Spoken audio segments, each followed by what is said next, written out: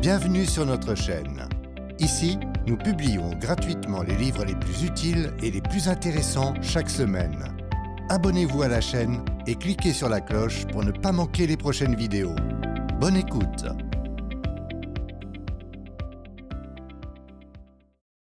Le cadran du cash flow, un guide pour atteindre la liberté financière, par Robert T. Kiyosaki, lu par Maxime Metzger. Préface. Quel est votre but dans la vie? Que veux-tu faire quand tu seras grand? C'est une question que l'on a posée à la majorité d'entre nous. Je m'intéressais à beaucoup de choses lorsque j'étais petit et c'était facile de choisir. Si cela semblait excitant et prestigieux, j'étais partant. Je voulais être un biologiste marin, un astronaute, un marine, un officier de navire, un pilote et un joueur de football professionnel. J'ai eu la chance de réaliser 3 de ces rêves. J'ai été marine, officier de navire et pilote. Je savais que je ne voulais pas devenir professeur, écrivain ou comptable. Je ne voulais pas être professeur parce que j'ai été recalé 2 fois en anglais. Et je n'ai pas terminé mon MBA parce que j'avais horreur de la comptabilité. Ironiquement, une fois adulte, je suis devenu tout ce que je ne voulais pas devenir. Même si je n'aimais pas l'école, je suis aujourd'hui propriétaire d'une entreprise éducative. Je donne moi-même des cours partout dans le monde parce que j'adore enseigner. Et bien que j'ai été recalé 2 fois en anglais parce que je ne savais pas écrire, je suis aujourd'hui connu, surtout comme auteur. Mon livre, Père riche, Père pauvre, a figuré sur la liste des best-sellers du New York Times pendant plus de 7 ans. Et il est l'un des 3 ouvrages les plus vendus aux États-Unis. Il n'est devancé que par les joies du sexe et le chemin le moins fréquenté. Et pour ajouter à l'ironie, Père riche, Père pauvre et Cash Flow sont un livre et un jeu qui traitent de la comptabilité, une autre discipline avec laquelle j'avais de la difficulté. Mais qu'est-ce que tout cela a à voir avec la question « Quel est votre but dans la vie ?» La réponse se trouve dans une affirmation simple mais profonde que l'on doit à un moine vietnamien, Thich Nhat Hanh, la voie et le but.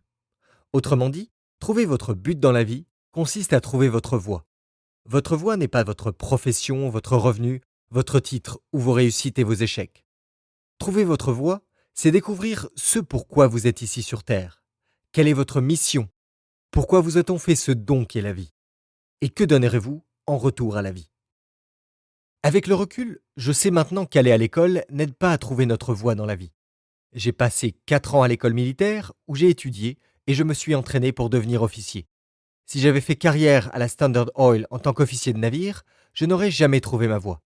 Si j'étais demeuré dans les marines ou étais devenu pilote de ligne, je n'aurais jamais trouvé ma voie. Si j'étais demeuré officier de navire ou étais devenu pilote de ligne, je ne serais jamais devenu un auteur de best-sellers internationaux. Je n'aurais jamais été invité à l'émission d'Oprah Winfrey. Je n'aurais jamais écrit un livre avec Donald Trump. Et je n'aurais jamais créé une compagnie éducative internationale qui enseigne l'esprit d'entreprise et l'investissement partout dans le monde. Trouvez votre voie. Le cadran du cash flow est un livre important parce qu'il traite de cette quête. Comme vous le savez, la majorité des gens sont programmés tôt dans la vie pour aller à l'école et trouver un emploi.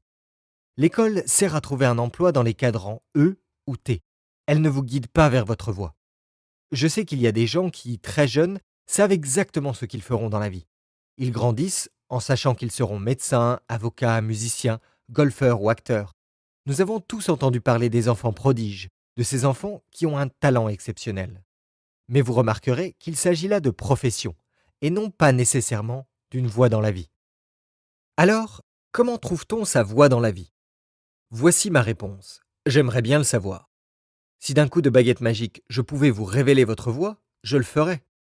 Étant donné que je n'ai pas de baguette magique et que je ne peux pas vous dicter votre conduite, le mieux que je puisse faire est de vous raconter mon cheminement. J'ai fait confiance à mon intuition, à mon cœur et à mon instinct. Par exemple, en 1973, au retour de la guerre, lorsque mon père pauvre m'a conseillé de retourner à l'école, d'obtenir un diplôme d'études supérieures et de travailler pour le gouvernement, mon esprit est aussitôt devenu engourdi. Mon cœur s'est alourdi et mon instinct m'a dit « pas question ». Puis lorsqu'il m'a suggéré de reprendre mon emploi à la Standard Oil ou de devenir pilote de ligne, encore une fois, mon esprit, mon cœur et mon instinct ont dit non. Je savais que j'en avais fini avec la navigation et le pilotage, même s'il s'agissait de bonnes professions bien rémunérées. En 1973, à l'âge de 26 ans, je devenais adulte. J'avais suivi les conseils de mon père et j'étais allé à l'école. J'avais obtenu mon diplôme collégial et j'avais deux professions, une licence d'officier de navire et un brevet de pilote. Mais le problème, c'était qu'il s'agissait de professions, de rêves enfantins. À l'âge de 26 ans, j'étais assez vieux pour savoir que l'éducation est un processus. Par exemple, lorsque j'ai voulu devenir officier de navire, j'ai fréquenté une école qui formait des officiers de navire. Et lorsque j'ai voulu apprendre à voler, je suis allé à l'école de pilotage de la marine américaine, un processus de 2 ans qui transformait des non-pilotes en pilotes. J'abordais avec prudence mon prochain processus d'apprentissage. Je voulais savoir ce que j'allais devenir avant d'entreprendre quoi que ce soit. Les écoles traditionnelles avaient été bonnes pour moi. J'avais réussi à devenir ce dont je rêvais lorsque j'étais enfant. Mais atteindre l'âge adulte était troublant parce qu'il n'y avait aucun panneau indiquant «c'est par là». Je savais ce que je ne voulais pas faire, mais je ne savais pas ce que je voulais faire. Tout aurait été simple si je n'avais voulu qu'une autre profession. Si j'avais voulu devenir médecin, je me serais inscrit dans une école de médecine. Si j'avais voulu devenir avocat, je serais allé dans une école de droit. Mais je savais qu'il y avait autre chose dans la vie que d'obtenir un autre titre professionnel. Je ne le réalisais pas à l'époque, mais à l'âge de 26 ans, je cherchais ma voie dans la vie, et non pas une autre profession. Une éducation différente. En 1973, pendant ma dernière année de service actif en tant que pilote dans la marine, et alors que j'étais basé non loin de chez moi à Hawaï, j'ai su que je voulais marcher sur les traces de mon père riche. Je me suis inscrit à des cours d'immobilier et de gestion que je suivais pendant les week-ends et je me suis préparé à devenir un entrepreneur et évoluer dans les cadrans P et I. À la même époque, sur la recommandation de l'ami d'un ami, je me suis également inscrit à un cours de développement personnel, espérant apprendre qui j'étais vraiment. Pour moi, ce genre de cours ne s'inscrivait pas dans un programme d'éducation traditionnel, car je ne le suivais pas pour obtenir des crédits ou des notes. J'ignorais ce qu'il allait m'apprendre, contrairement à mes cours d'immobilier. Tout ce que je savais, c'était qu'il était temps d'en apprendre davantage sur moi. Le premier week-end, le professeur a dessiné un simple diagramme sur un tableau à feuilles mobiles. Pour découvrir ce dessin, reportez-vous au diagramme numéro 1, en page 1 de l'annexe. Le professeur s'est ensuite tourné vers le groupe et a dit « Pour devenir un être humain entier, vous devez vous plier à un apprentissage mental, physique, émotionnel et spirituel. » En écoutant ces explications, j'ai compris que les écoles traditionnelles avaient comme but premier de développer les aptitudes mentales des étudiants. C'est pour cette raison que tant d'individus qui réussissent si bien à l'école ne se débrouillent pas aussi bien dans la vie réelle, surtout dans l'arène financière. C'est pendant ce week-end que j'ai découvert pourquoi je n'aimais pas l'école. J'ai réalisé que j'adorais apprendre, mais que je détestais les institutions d'enseignement. L'éducation traditionnelle était un environnement idéal pour les premiers de classe, mais ce n'était pas un environnement qui me convenait. L'éducation traditionnelle m'accablait, tentant de me motiver par la peur de faire des erreurs, la peur d'échouer et la peur de ne pas trouver un emploi. Elle me programmait pour que je devienne un employé dans les cadrans E ou T. J'ai réalisé que l'éducation traditionnelle ne convient pas à l'individu qui veut devenir un entrepreneur dans les cadrans P et I. Cela explique sans doute pourquoi tant d'entrepreneurs n'ont jamais terminé leurs études. Des entrepreneurs comme Thomas Edison, fondateur de General Electric, Henry Ford, fondateur de Ford Motor Co., Steve Jobs, fondateur de Apple, Bill Gates, fondateur de Microsoft, Walt Disney, fondateur de Disneyland, et Mark Zuckerberg, fondateur de Facebook. Le cours s'est poursuivi et le professeur a de plus en plus approfondi ces 4 types de développement personnel. J'ai réalisé que j'avais passé la majeure partie de ma vie dans un milieu éducatif hostile. Après 4 ans d'études dans une académie militaire entièrement masculine et 5 ans comme pilote de la marine, j'étais plutôt fort mentalement et physiquement. En tant que pilote de la marine, j'étais fort émotionnellement et spirituellement, mais uniquement sur le plan mâle macho. Je n'avais pas de côté doux, pas d'énergie féminine. Après tout, j'avais été formé pour devenir un officier de la marine, émotionnellement calme sous la pression, programmé pour tuer et spirituellement préparé à mourir pour mon pays. Si vous avez vu le film Top Gun, mettant en vedette Tom Cruise, vous avez eu un aperçu du monde masculin et de la bravade qui caractérise la vie des pilotes militaires. J'adorais ce monde. J'étais efficace dans ce monde. C'était un monde moderne de chevaliers et de guerriers. Ce n'était pas un monde pour les mauviettes. Pendant le séminaire, j'ai exploré mes émotions et j'ai pu brièvement toucher à mon esprit. J'ai beaucoup pleuré parce que j'avais beaucoup de choses à pleurer. J'avais fait et vu des choses que personne ne devrait être amené à voir. Pendant le séminaire, j'ai serré un homme dans mes bras, une chose que je n'avais encore jamais faite, même pas avec mon père. Le dimanche soir, j'ai accueilli avec tristesse la fin du séminaire. Il s'était déroulé dans un environnement doux, aimant et honnête. Le lundi matin, cela a été un choc que de me retrouver entouré de jeunes pilotes égotistes, entièrement dévoués à voler, tuer et mourir pour leur pays. Après ce séminaire, j'ai compris qu'il était temps que je change.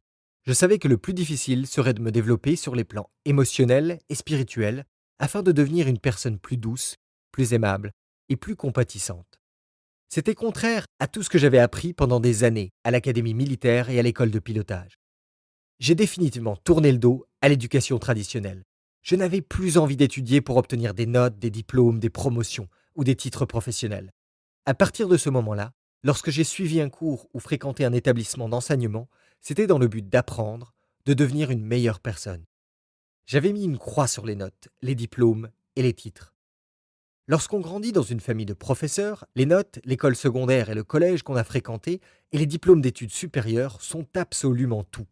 Comme les médailles et les rubans qui ornent la poitrine d'un pilote de la marine. Les diplômes d'études supérieures et les écoles prestigieuses étaient les décorations que les éducateurs portaient sur les manches de leurs chemises. Dans leur esprit, les gens qui n'avaient pas terminé leurs études secondaires faisaient partie de la populace. Ils étaient les âmes perdues de la société. Les individus qui avaient une maîtrise regardaient de haut ceux qui n'avaient qu'un baccalauréat. Et ceux qui avaient un doctorat étaient très respectés. À l'âge de 26 ans, j'ai su que je ne retournerais jamais dans cet univers. Note de l'éditeur. En 2009, Robert a reçu un doctorat honorifique en entrepreneuriat de la prestigieuse université Sant'Ignacio de Loyola à Lima, au Pérou. Les quelques autres récipiendaires de cette distinction sont des leaders politiques, dont l'ancien président d'Espagne. Comment j'ai trouvé ma voie? Je sais que certains d'entre vous se demandent maintenant pourquoi passe-t-il tant de temps à parler de l'éducation non traditionnelle? Je le fais parce que ce premier séminaire de développement a ravivé en moi l'amour de l'apprentissage, mais pas le type d'apprentissage que l'on donne à l'école. Après ce séminaire, je suis devenu accro de ce genre de formation, et je les enchaînais les unes après les autres, en approfondissant toujours plus sur ce qui reliait mon corps, mon esprit, mes émotions et mon âme. Plus j'étudiais, plus l'éducation traditionnelle éveillait ma curiosité. J'ai commencé à me poser des questions telles que pourquoi tant d'enfants détestent-ils l'école? Pourquoi si peu d'enfants aiment-ils l'école? Pourquoi tant de gens instruits ne réussissent-ils pas dans le monde réel? L'école nous prépare-t-elle aux réalités de la vie? Pourquoi détestais-je l'école, mais adorais-je apprendre? Pourquoi la majorité des enseignants sont-ils pauvres? Pourquoi les écoles nous en apprennent-elles si peu à propos de l'argent? Ces questions m'ont amené à étudier l'éducation à l'extérieur des murs sacro-saints du système scolaire. Plus j'étudiais, plus je comprenais pourquoi je n'aimais pas l'école et pourquoi les établissements d'enseignement échouaient à bien servir la majorité des étudiants, même les premiers de la classe. Ma curiosité a touché mon esprit et je suis devenu un entrepreneur dans le milieu de l'éducation. Sans cette curiosité, je ne serais probablement jamais devenu un auteur, ni n'aurais créé des jeux éducatifs visant à développer l'intelligence financière. Mon éducation spirituelle m'a permis de trouver ma voie dans la vie. Il semble que ce ne soit pas dans notre esprit que l'on puisse trouver notre voie. Notre voie correspond à ce que l'on trouve dans notre cœur. Cela ne signifie pas qu'un individu ne trouvera pas sa voie en demeurant dans le giron de l'éducation traditionnelle. Je suis sûr que beaucoup de gens le font. Je dis seulement que je doute fort que j'y serai arrivé. Pourquoi cette voie est-elle importante? Nous connaissons tous des gens qui gagnent beaucoup d'argent, mais qui détestent leur travail. Nous connaissons également des gens qui ne gagnent pas beaucoup d'argent et qui détestent aussi leur travail. Et nous connaissons des gens qui ne travaillent que pour l'argent. L'un de mes camarades de classe à l'Académie de la Marine marchande avait également compris qu'il ne souhaitait pas passer sa vie en mer. Plutôt que de naviguer pendant le reste de sa vie, il s'est inscrit dans une école de droit après avoir obtenu son diplôme d'officier de navire. Et il a étudié pendant encore 3 ans avant de devenir avocat et d'entrer dans un cabinet privé, et donc dans le cadran T. Il est décédé au début de la cinquantaine. Il était devenu un avocat très prospère, mais malheureux. Comme moi, il avait déjà 2 professions à l'âge de 26 ans. Même s'il détestait être avocat, il l'est demeuré parce qu'il avait une famille et des enfants, ainsi qu'une hypothèque et des factures à payer. 1 an avant sa mort, je l'ai revu lors de retrouvailles d'anciens élèves à New York. C'était un homme amer. Tout ce que je fais, c'est traîner dans l'ombre de types riches comme toi. Il me paye des clopinettes. Je déteste ce que je fais et je déteste les gens pour qui je travaille. Pourquoi ne fais-tu pas autre chose? Je n'ai pas les moyens de cesser de travailler. Mon aîné commence ses études universitaires.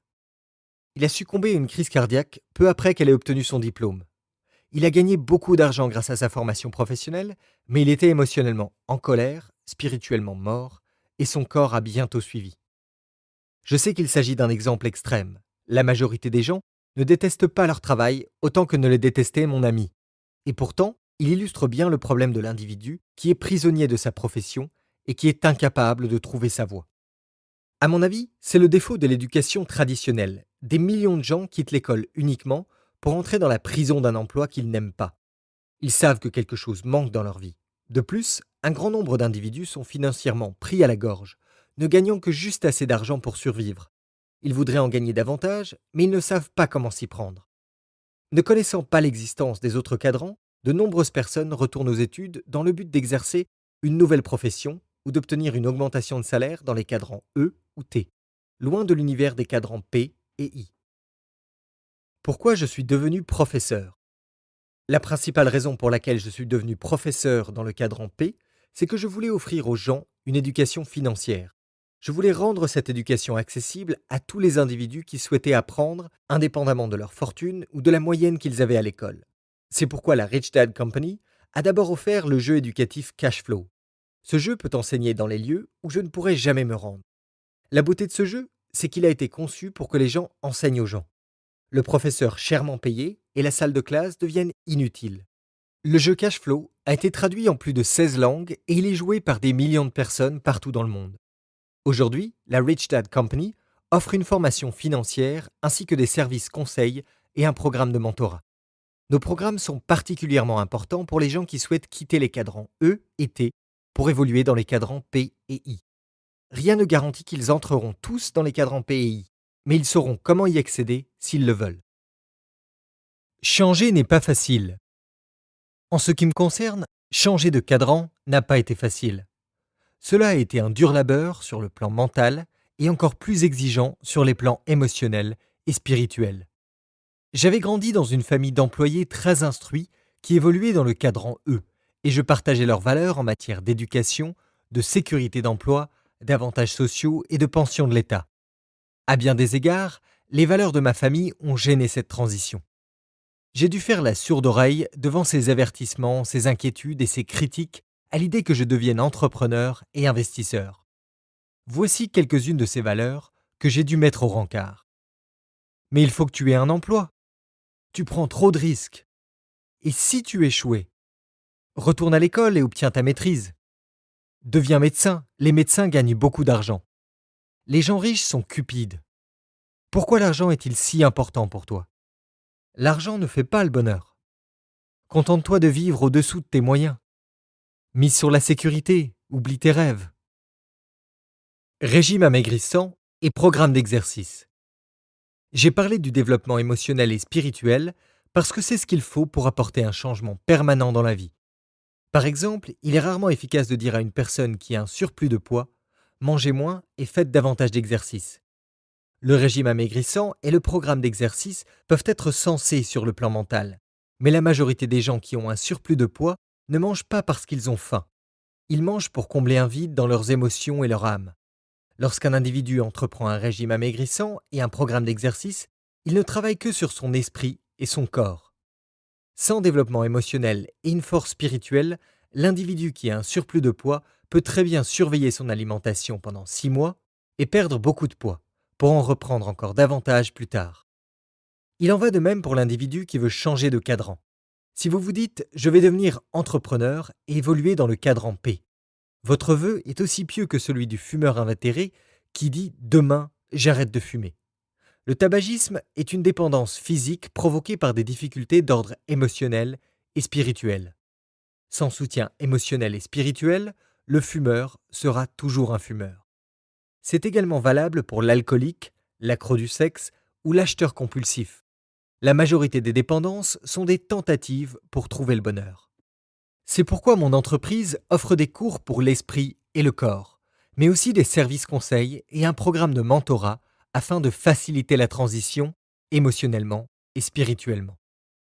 Quelques rares individus sont capables de faire ce cheminement seuls, mais je n'étais pas l'un d'eux. Si je n'avais pas bénéficié des conseils de mon père riche et du soutien de mon épouse Kim, je n'aurais jamais réussi. Il m'est arrivé à de très nombreuses reprises de vouloir tout laisser tomber. Et si ce n'avait été pour Kim et pour mon père riche, j'aurais abandonné. Pourquoi les premiers de classe échouent? En examinant le diagramme numéro 2, présent en page 1 de l'annexe, il est facile de comprendre pourquoi tant de premiers de classe échouent dans le monde financier. Un individu peut être très bien instruit mentalement, mais s'il ne l'est pas émotionnellement, sa peur empêchera souvent son corps de faire ce qu'il doit faire. C'est pour cette raison que tant de premiers de classe souffrent de paralysie de l'analyse, s'attardant à étudier chaque petit détail, mais ne réussissant jamais à passer à l'action. Cette paralysie de l'analyse est causée par notre système d'éducation qui punit les élèves lorsqu'ils font des erreurs. Quand on y pense, les premiers de classe ne le sont que parce qu'ils font moins d'erreurs. Le problème avec cette psychose émotionnelle, c'est que dans le monde réel, les gens qui agissent sont ceux qui font le plus d'erreurs et qui en tirent un enseignement de manière à gagner au jeu de la vie. Considérez les présidents Clinton et Bush. Clinton était incapable d'admettre qu'il avait eu des relations sexuelles et Bush ne se rappelait pas avoir fait la moindre erreur pendant ses 2 mandats. L'erreur est humaine, mais mentir à propos de nos erreurs est criminel. C'est un acte répréhensible connu sous le nom de parjure. Lorsqu'on l'a critiqué pour avoir fait 1014 erreurs avant d'inventer l'ampoule électrique, Thomas Edison a dit « Je n'ai pas échoué 1014 fois, j'ai seulement trouvé 1014 solutions qui ne fonctionnent pas ». Autrement dit, la raison pour laquelle tant de gens n'arrivent pas à connaître le succès est qu'ils échouent à échouer suffisamment de fois. Examinez encore une fois le diagramme numéro 2, présent en page 1 de l'annexe. Si tant de gens s'accrochent à leur sécurité d'emploi, c'est en partie parce qu'ils manquent d'éducation émotionnelle. Ils laissent la peur les immobiliser. L'éducation offerte par l'Académie militaire et le corps des marines offre un grand avantage. Ces établissements consacrent beaucoup de temps à développer des jeunes hommes et des jeunes femmes sur les plans spirituels, émotionnels, mental et physique. Bien que cette éducation soit extrêmement rigoureuse, elle est complète et prépare les élèves à effectuer un travail dangereux. Si j'ai créé le jeu Cash Flow, c'est parce qu'il offre une éducation intégrale. Il représente un meilleur outil d'enseignement qu'un livre ou un cours magistral, tout simplement parce qu'il fait appel au corps, à l'esprit, aux émotions et à l'âme du joueur. Le jeu est conçu de manière à ce que les joueurs fassent le plus d'erreurs possible avec l'argent factice et en tirent un enseignement. À mon avis, c'est la façon la plus humaine d'apprendre à gérer l'argent. La voie et le but. Aujourd'hui, il existe des milliers de clubs cash flow à travers le monde. L'une des raisons pour lesquelles ces clubs sont importants, c'est qu'ils mettent les joueurs à l'abri de la tempête, qu'ils sont une étape qui leur fait découvrir leur voie dans la vie. En vous joignant à un club cash flow, vous rencontrez des gens comme vous, des gens qui sont déterminés à apporter des changements dans leur vie et qui ne se contentent pas seulement d'en parler. Contrairement au système d'éducation, le jeu n'exige rien en matière de réussite scolaire antérieure.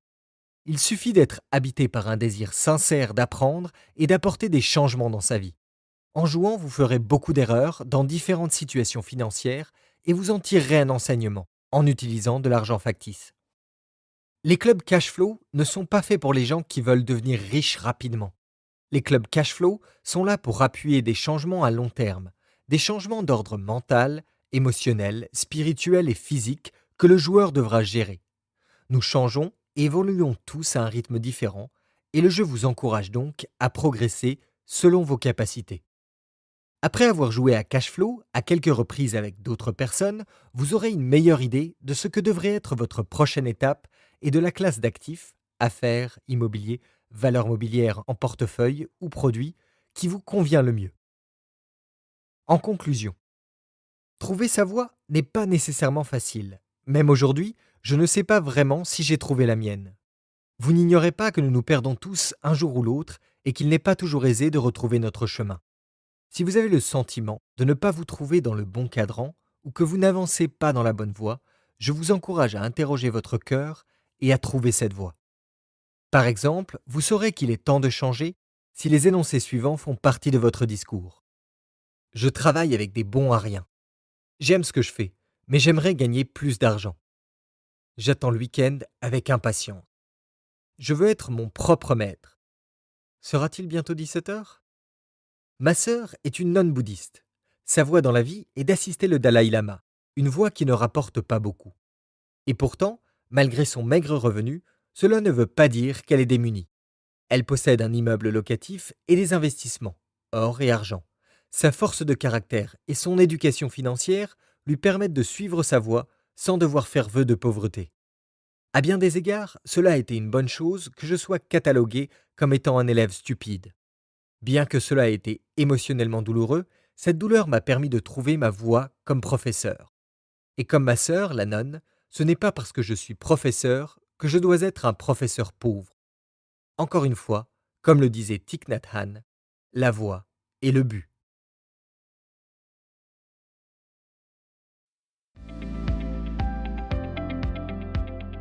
N'oubliez pas de vous abonner à la chaîne pour ne pas manquer les nouveaux livres. Introduction. Dans quel cadran vous situez-vous? Jouissez-vous de la liberté financière? Si vous êtes parvenu à la croisée des chemins en ce qui a trait à vos finances, le cadran du cash flow pour atteindre votre liberté financière est pour vous. Si vous voulez prendre le contrôle de ce que vous faites aujourd'hui afin de modifier votre destinée financière, cet ouvrage vous aidera à orienter vos efforts dans la bonne direction. Voici le cadran du cash flow que vous pouvez découvrir en page 2 de l'annexe. Les lettres employées dans chacun des cadrans correspondent à E, employé, T, travailleur autonome et propriétaire d'une petite entreprise, P, propriétaire d'une grande entreprise, I, investisseur. Chacun de nous se situe au moins dans l'un des 4 cadrans du cash flow. C'est la source de nos revenus qui détermine notre position. Un grand nombre d'entre nous sommes des employés qui dépendent d'un chèque de paie, alors que d'autres sont travailleurs autonomes. Les employés et les travailleurs autonomes se situent dans la partie gauche du cadran du cash flow. La partie droite est réservée à ceux dont les revenus proviennent de leur propre entreprise ou de leur investissement. Le cadran du cash flow est un moyen facile de catégoriser les gens en se basant sur la source de leurs revenus. Chaque cadran est unique et les gens qui évoluent à l'intérieur de chacun partagent des caractéristiques communes.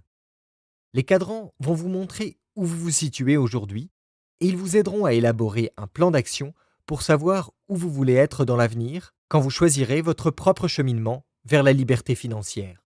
Bien que la liberté financière puisse se trouver dans chacun des 4 cadrans, les habiletés d'un P ou d'un I vous aideront à atteindre vos buts financiers plus rapidement. Un E prospère se doit de devenir un I pour assurer sa sécurité financière au moment de la retraite. Que veux-tu faire quand tu seras grand? Ce livre audio est sous bien des aspects la deuxième partie de Père riche, Père pauvre. Pour ceux d'entre vous qui ne l'ont pas écouté ou lu, il s'agit d'un ouvrage qui traite des différentes leçons que mes 2 pères m'ont enseignées à propos de l'argent et des choix qu'il faut faire dans la vie. L'un d'eux était mon vrai père, alors que l'autre était son meilleur ami. L'un était très instruit et l'autre avait décroché dès l'école secondaire. L'un était pauvre et l'autre riche. Conseil de mon père pauvre. Pendant mon enfance, mon père, très instruit mais pauvre, disait toujours « Va à l'école, obtiens des bonnes notes et trouve-toi un emploi sûr et stable ». Il me conseillait un parcours de vie qui ressemblait au cadran numéro 2, présent en page 2 de l'annexe. Il me recommandait de devenir un E bien rémunéré, soit un employé, ou encore un T bien payé, soit un travailleur autonome exerçant la profession de médecin, d'avocat ou de comptable. Mon père pauvre était très préoccupé par l'idée d'un chèque de paie régulier, des avantages sociaux et de la sécurité d'emploi. C'est pourquoi il était lui-même un fonctionnaire bien rémunéré. Il était le directeur de l'éducation pour l'État d'Hawaï. Conseil de mon père riche. D'un autre côté, mon père riche, mais non instruit, me donnait un conseil très différent. Il me recommandait « Va à l'école, obtiens un diplôme, lance une affaire et deviens un investisseur prospère ». Il préconisait un cheminement qui ressemblait au cadran numéro 3, présent en page 3 de l'annexe. Ce livre audio traite des processus mentaux, émotionnels et éducationnels que j'ai empruntés en suivant le conseil de mon père riche. À qui s'adresse ce livre audio? Ce livre audio a été enregistré pour ceux qui sont prêts à changer de cadran. Il s'adresse tout particulièrement à ceux qui sont actuellement des E et des T et qui souhaitent devenir des P et des I. Il est destiné à ceux qui sont prêts à laisser derrière eux la sécurité d'emploi et à s'engager sur la voie de la sécurité financière. Ce n'est pas un cheminement de vie facile, mais la récompense au bout de la route est un voyage vers la liberté financière. Lorsque j'avais 12 ans, mon père riche m'a raconté une histoire simple qui m'a guidé vers la fortune et la liberté financière. C'était sa façon d'expliquer ce qui distingue le côté gauche du cadran du cash flow, soit les E et les T, du côté droit où se trouvent les P et les I. L'histoire se déroule ainsi. Il était une fois un petit village au charme vieillot. Il faisait très bon y vivre, exception faite d'un problème. Le village était privé d'eau à moins qu'il ne pleuve. Pour résoudre ce problème, une fois pour toutes, les aînés du village ont décidé d'offrir par voie de soumission le contrat d'approvisionnement en eau sur une base quotidienne. Deux personnes ont proposé leur service et les aînés leur ont octroyé le contrat à tous deux. Ils estimaient qu'un peu de concurrence empêcherait les prix de grimper et offrirait une garantie d'approvisionnement supplémentaire. Édouard, le premier des deux entrepreneurs, s'est mis aussitôt au travail. Il a acheté 2 seaux d'acier galvanisé et a entrepris de faire des allers-retours sur le sentier qui menait au lac situé à 1,5 km du village. Il a commencé immédiatement à gagner de l'argent, car il travaillait de l'aube au crépuscule en rapportant de l'eau du lac dans ses 2 seaux. Il déversait le contenu de ces derniers dans un grand réservoir de béton que le village avait fait construire. Chaque matin, il devait se lever avant tout le monde pour s'assurer que les villageois ne manquent pas d'eau. Il s'agissait d'un dur labeur, mais il était très heureux de gagner de l'argent et d'avoir obtenu l'un des 2 contrats exclusifs pour cette entreprise. Bernard, le deuxième entrepreneur, a disparu pendant un certain temps.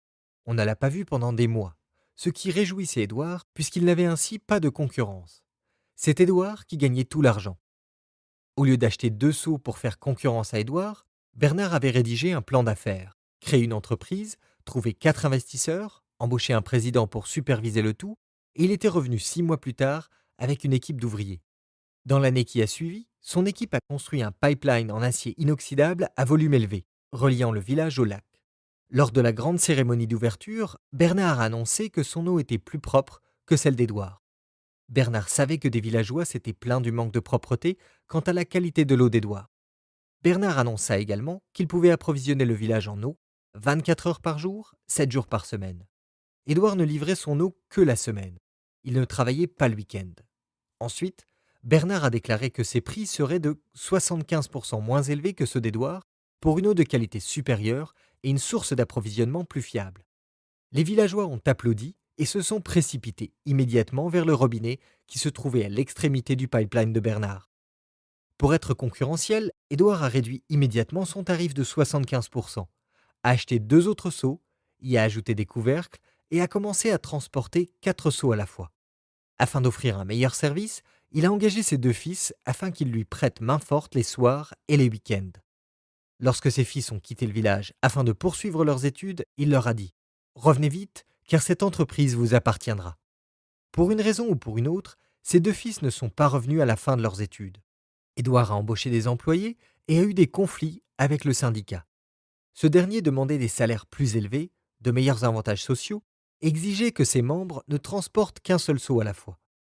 Pendant ce temps, Bernard s'est rendu compte que si ce village avait besoin d'eau, il devait en être de même pour d'autres villages. Il a remanié son plan d'affaires et a entrepris de vendre son système d'approvisionnement rapide, économique, salubre et performant à travers le monde. Il ne gagnait qu'1 sou par seau, mais il livrait des milliards de seaux d'eau par jour. Qu'ils se rendent au travail ou non, des milliards de gens consommaient des milliards de seaux d'eau et tout cet argent s'engouffrait dans son compte bancaire. Bernard a conçu un pipeline qui lui a permis de lui acheminer de l'argent, tout comme il acheminait de l'eau au village. Bernard a vécu dès lors heureux, Édouard a travaillé dur jusqu'à la fin de ses jours et a éprouvé continuellement des problèmes financiers. Fin de l'histoire. Cette histoire à propos de Bernard et d'Édouard m'a guidé pendant des années. Elle m'a aidé à prendre des décisions importantes. Je me pose souvent les questions suivantes. Suis-je en train de construire un pipeline ou de transporter des seaux? Suis-je en train de travailler dur ou de travailler intelligemment? Et les réponses à ces questions m'ont apporté la liberté financière. Et c'est de cela dont traite ce livre. Il traite de ce qui permet de devenir un P ou un I. Il s'adresse à ceux qui en ont assez de transporter des seaux et qui sont prêts à construire des pipelines qui achemineront l'argent dans leur poche. Ce livre audio est divisé en 3 parties. Première partie. La première partie se concentre sur les différences fondamentales qui existent entre les gens qui se situent dans les 4 cadrans. Elle montre pourquoi certaines personnes gravitent autour d'un certain cadran et y piétinent souvent sans s'en rendre compte. Elle vous aidera à préciser où vous vous situez aujourd'hui dans le cadran et à déterminer où vous voulez vous trouver dans 5 ans. Deuxième partie. La deuxième partie traite du changement personnel. Elle insiste davantage sur qui vous devez être que sur ce que vous devez faire. Troisième partie.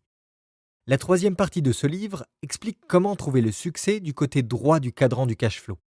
Je partagerai avec vous encore d'autres secrets de mon père riche en ce qui a trait aux habiletés requises pour devenir un P ou un I prospère. Elle vous aidera à choisir votre propre voie vers la liberté financière. Tout au long du cadran du cash flow, je ne cesse d'insister sur l'importance de l'intelligence financière. Pour évoluer du côté droit, le côté des P et des I, il faut être plus futé que ceux qui choisissent de demeurer du côté gauche, celui des E et des T. Pour être un P ou un I, vous devez être en mesure de contrôler l'origine de vos revenus. Ce livre s'adresse à ceux qui sont prêts à apporter des changements dans leur vie. Il s'adresse aussi à ceux qui sont prêts à laisser derrière eux la sécurité d'emploi et à commencer à construire leur propre pipeline afin d'atteindre la liberté financière. Nous sommes à l'ère de l'information, et cette ère exceptionnelle offre plus d'occasions fructueuses et de récompenses financières que jamais auparavant. Ce seront des individus dotés des habiletés des P et des I qui seront capables de reconnaître ces occasions et de les saisir au vol. Pour réussir à l'ère de l'information, un individu devra puiser dans chacun des 4 cadrans. Malheureusement, nos écoles évoluent encore dans l'ère industrielle et ne continuent d'orienter leurs élèves que vers le côté gauche du cadran du cash flow. Si vous cherchez de nouvelles réponses pour vous aventurer dans l'ère de l'information, ce livre est pour vous. Il ne fournit pas toutes les réponses, mais vous y trouverez le résumé de mon cheminement alors que je suis passé du côté des E et des T au côté des P et des I. Première partie. Le cadran du cash flow. Chapitre 1. Pourquoi ne vous trouvez-vous pas un emploi? Il est difficile d'expliquer à quelqu'un qui valorise le travail les raisons qui vous poussent à ne pas en vouloir. En 1985, mon épouse Kim et moi étions sans toit et sans emploi. Nos économies étaient bien maigres, nos cartes de crédit ne suffisaient plus et nous vivions dans une vieille Toyota marron dont les sièges, une fois inclinés, nous servaient de lit.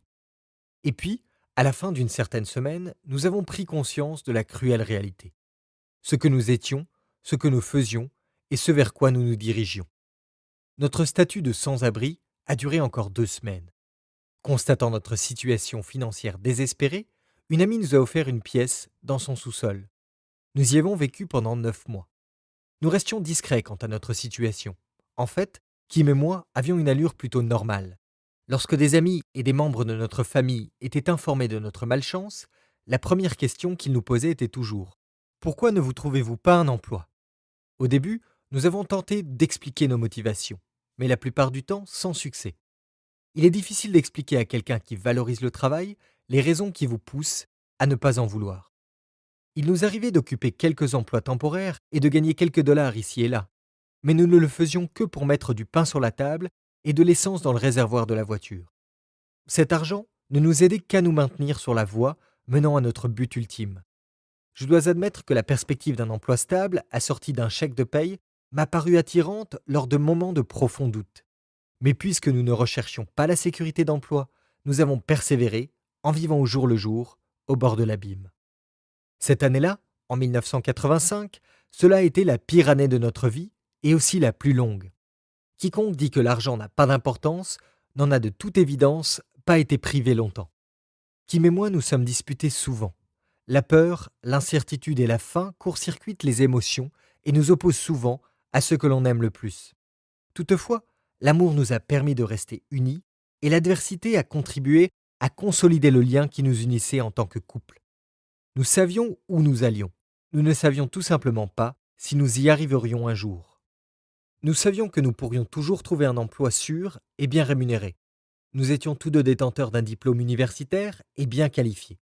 Mais nous ne nous dirigions pas vers la sécurité d'emploi. Nous nous dirigions vers la liberté financière. En 1989, nous étions millionnaires. Bien que prospères aux yeux de certaines personnes, nous n'avions pas encore réalisé nos rêves. Nous n'avions pas encore atteint la véritable liberté financière. Il nous a fallu attendre jusqu'en 1994. Dès lors, nous n'avons plus eu besoin de travailler, et ce, pour le reste de nos jours. À moins d'une catastrophe imprévue, nous étions tous deux libres financièrement. Kim avait 37 ans et moi 47. Il n'est pas nécessaire d'avoir de l'argent pour faire de l'argent.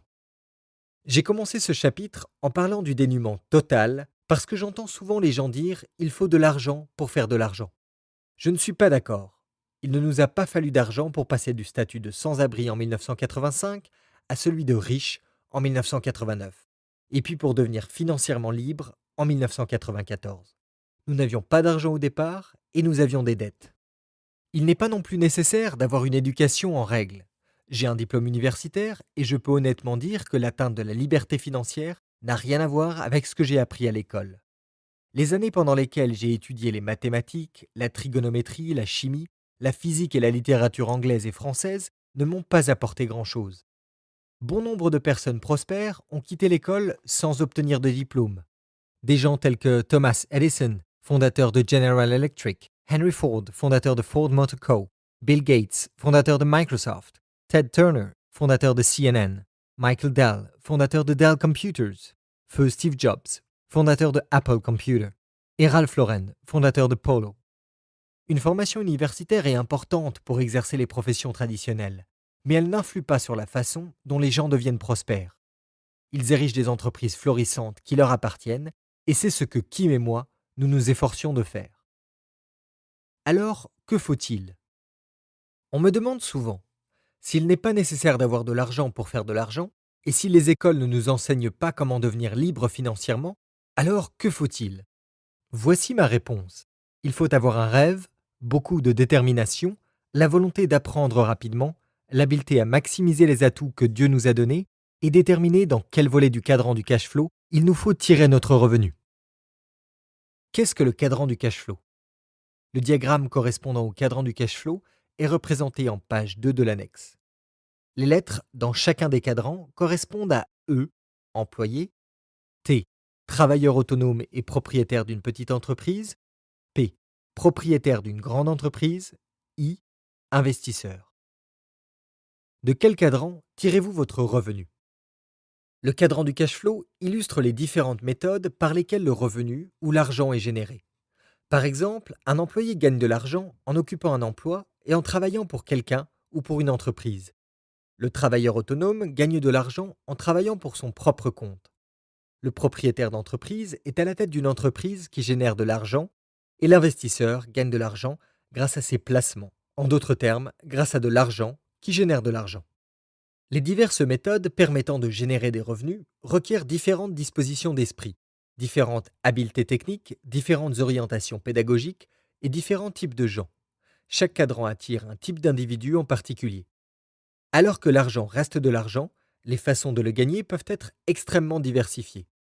Si vous vous laissez aller à considérer ce que constitue chaque cadran, vous vous demanderez peut-être de quel cadran la majorité de mon revenu est-il issu? Chaque cadran est différent. Chacun requiert des habiletés particulières et une personnalité particulière. Passer d'un cadran à l'autre est comme jouer au golf le matin et assister à une représentation de ballet le soir. Vous pouvez générer des revenus dans chacun des 4 cadrans. La plupart d'entre nous avons le potentiel de générer des revenus dans chacun des 4 cadrans. Le cadran dans lequel vous et moi choisissons de tirer notre revenu principal ne dépend pas vraiment de ce que nous avons appris à l'école, mais plutôt de ce que nous sommes à l'intérieur, nos valeurs, nos forces, nos points faibles et nos intérêts. Ce sont ces différences fondamentales qui font qu'un ou l'autre cadran nous attire ou nous rebute. Toutefois, peu importe le type de travail que nous effectuons, nous pouvons tout de même évoluer dans les 4 cadrans. Par exemple, un médecin peut choisir de tirer son revenu principal en tant que un employé, et grossir les rangs du personnel d'un grand hôpital ou d'une compagnie d'assurance. Ou il peut travailler pour le gouvernement dans les réseaux publics de la santé, ou il peut devenir médecin militaire. Ce même médecin peut également décider de gagner de l'argent en tant que un travailleur autonome, et ouvrir son propre cabinet, engager des employés et constituer sa propre liste de patients. Ou ce médecin peut décider de devenir un et être le propriétaire d'une clinique ou d'un laboratoire et embaucher d'autres médecins. Il ferait alors probablement appel au service d'un directeur commercial pour diriger son entreprise. Dans ce cas, il serait le propriétaire de l'entreprise, mais il n'aurait pas à y travailler. Il pourrait également décider d'être le propriétaire d'une entreprise qui n'a aucun lien avec le monde médical, tout en continuant à pratiquer la médecine ailleurs. Dans ce cas, le médecin aurait des revenus en tant que E et en tant que P. En tant que I, ce médecin pourrait également tirer des revenus en investissant dans l'entreprise d'une autre personne ou dans des véhicules financiers tels que la bourse, le marché des obligations ou les biens immobiliers. Les mots importants sont générer des revenus de. Il ne s'agit pas tant de ce que nous faisons pour générer ces revenus, mais plutôt de la façon dont nous les générons. Différentes méthodes pour générer des revenus. Ce sont avant tout les différences fondamentales de nos valeurs, de nos forces, de nos points faibles et de nos intérêts qui influent sur le choix du cadran à partir duquel nous décidons de générer nos revenus. Certains adorent être des employés, alors que d'autres détestent cela. Certaines personnes adorent être des propriétaires d'entreprise, mais détestent les diriger. D'autres adorent les posséder et les diriger. Certaines personnes adorent investir, alors que d'autres n'y voient que le risque de perdre de l'argent.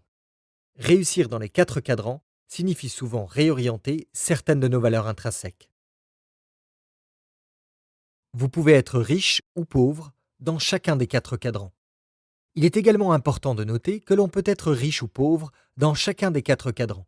Certaines personnes gagnent des millions et d'autres font faillite dans chacun d'eux. Le fait de se situer dans l'un ou l'autre des cadrans ne garantit pas nécessairement la réussite financière. Les cadrans ne sont pas tous égaux. En connaissant les diverses caractéristiques de chaque cadran, vous serez davantage apte à déterminer celui ou ceux qui vous conviennent le mieux. Par exemple, l'une des nombreuses raisons pour lesquelles j'ai choisi de travailler principalement dans les cadrans PI a trait aux avantages fiscaux. Peu de déductions d'impôts légales sont possibles pour la plupart des gens qui travaillent du côté gauche du cadran.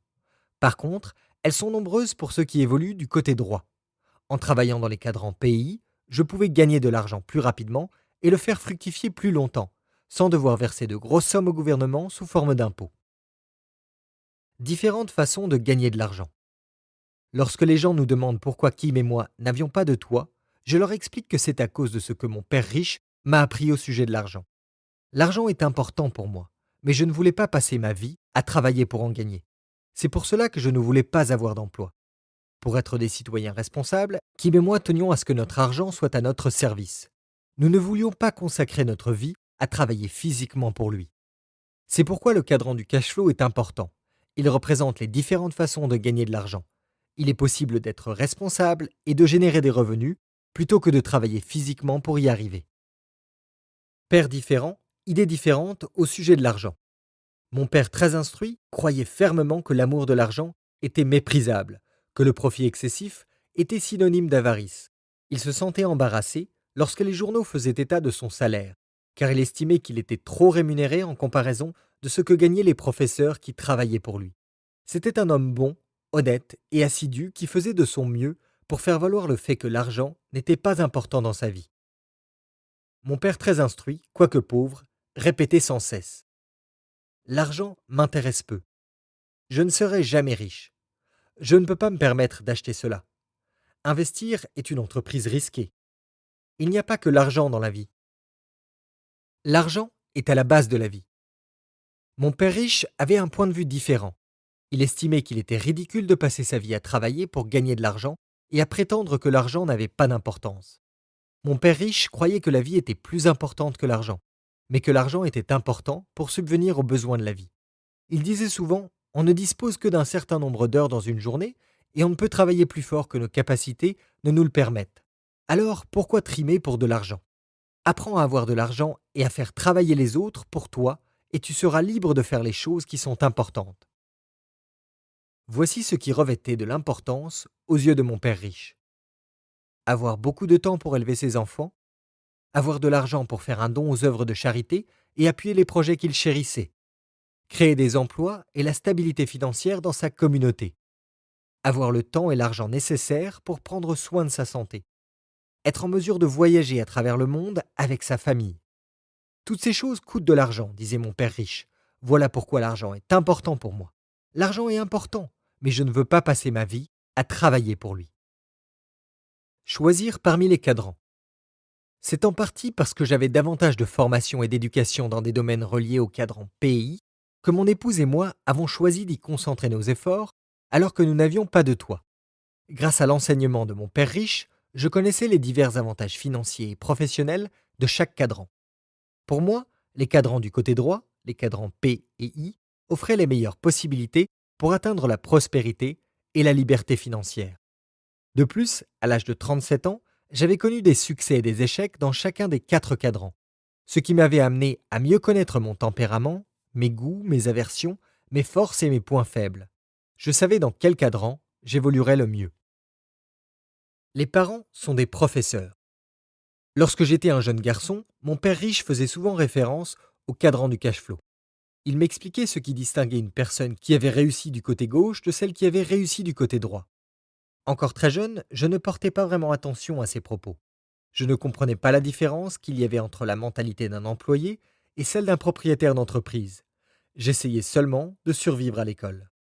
Cependant, j'avais entendu ces paroles, et bientôt, elles ont commencé à se frayer un chemin dans mon esprit.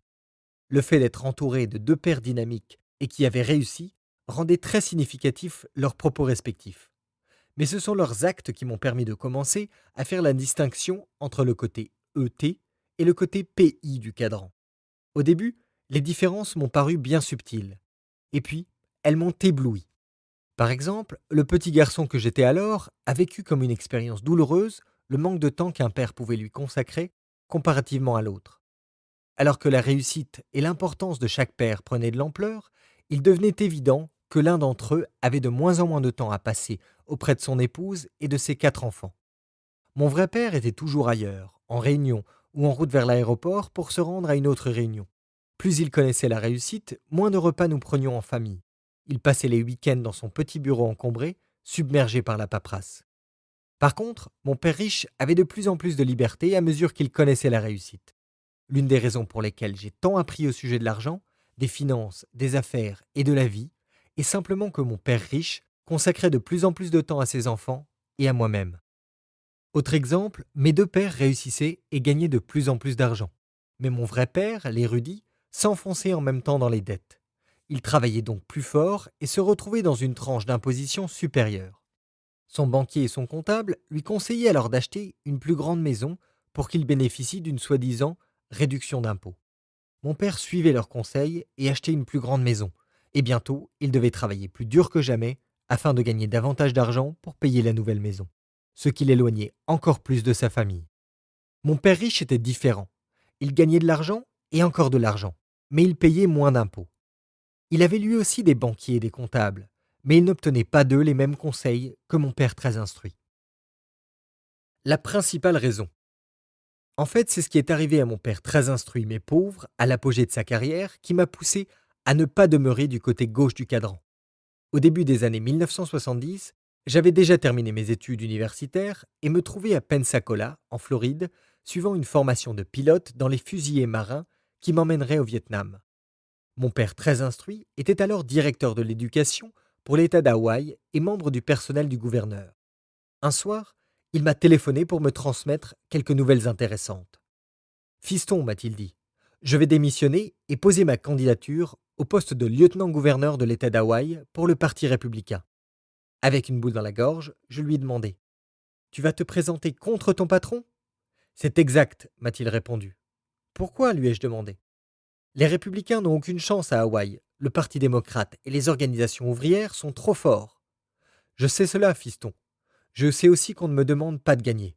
Le juge Samuel King se présente au poste de gouverneur et je serai son coéquipier. Pourquoi, lui ai-je encore demandé? Pourquoi te présenter contre ton patron si tu sais que tu vas perdre? Parce que ma conscience ne me permet pas de faire autrement. Les petits jeux de ces politiciens m'inquiètent. Es-tu en train de dire qu'ils sont corrompus? Ai-je ajouté. Je ne veux pas dire cela, a répondu mon vrai père. C'était un homme honnête et d'une grande moralité qui disait rarement du mal d'autrui. Il était toujours diplomate. Toutefois, le ton de sa voix m'a indiqué qu'il était en colère et préoccupé lorsqu'il a ajouté: je dirais seulement que ma conscience me tourmente lorsque je vois ce qui se passe dans les coulisses. Je ne pourrai pas vivre en paix avec moi-même si je ferme les yeux et ne fais rien. Mon emploi et mon chèque de paie ne sont pas aussi importants que ma conscience. Après un long silence, j'ai réalisé que mon père avait pris une décision ferme. Bonne chance, lui ai-je dit doucement. Je suis fier de toi et de ton courage, et je suis fier d'être ton fils. Mon père et la liste républicaine ont été écrasés, comme prévu. Le gouverneur réélu a clairement laissé entendre que mon père n'obtiendrait plus jamais de poste auprès du gouvernement hawaïen. Et il n'en a jamais plus obtenu. À l'âge de 54 ans, mon père se mettait à chercher du travail et je partais pour le Vietnam. Dans la force de l'âge, mon père était en quête d'un nouvel emploi. Les postes au titre ronflant mais mal rémunérés ont succédé à d'autres postes au titre ronflant mais mal rémunérés. C'était un homme grand, brillant et dynamique qui n'était plus le bienvenu dans le seul monde qu'il connaissait, le monde des employés de l'État.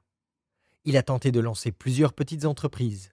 Il a été expert conseil pendant un certain temps. Il a même fait l'acquisition d'une célèbre franchise, mais toujours sans succès.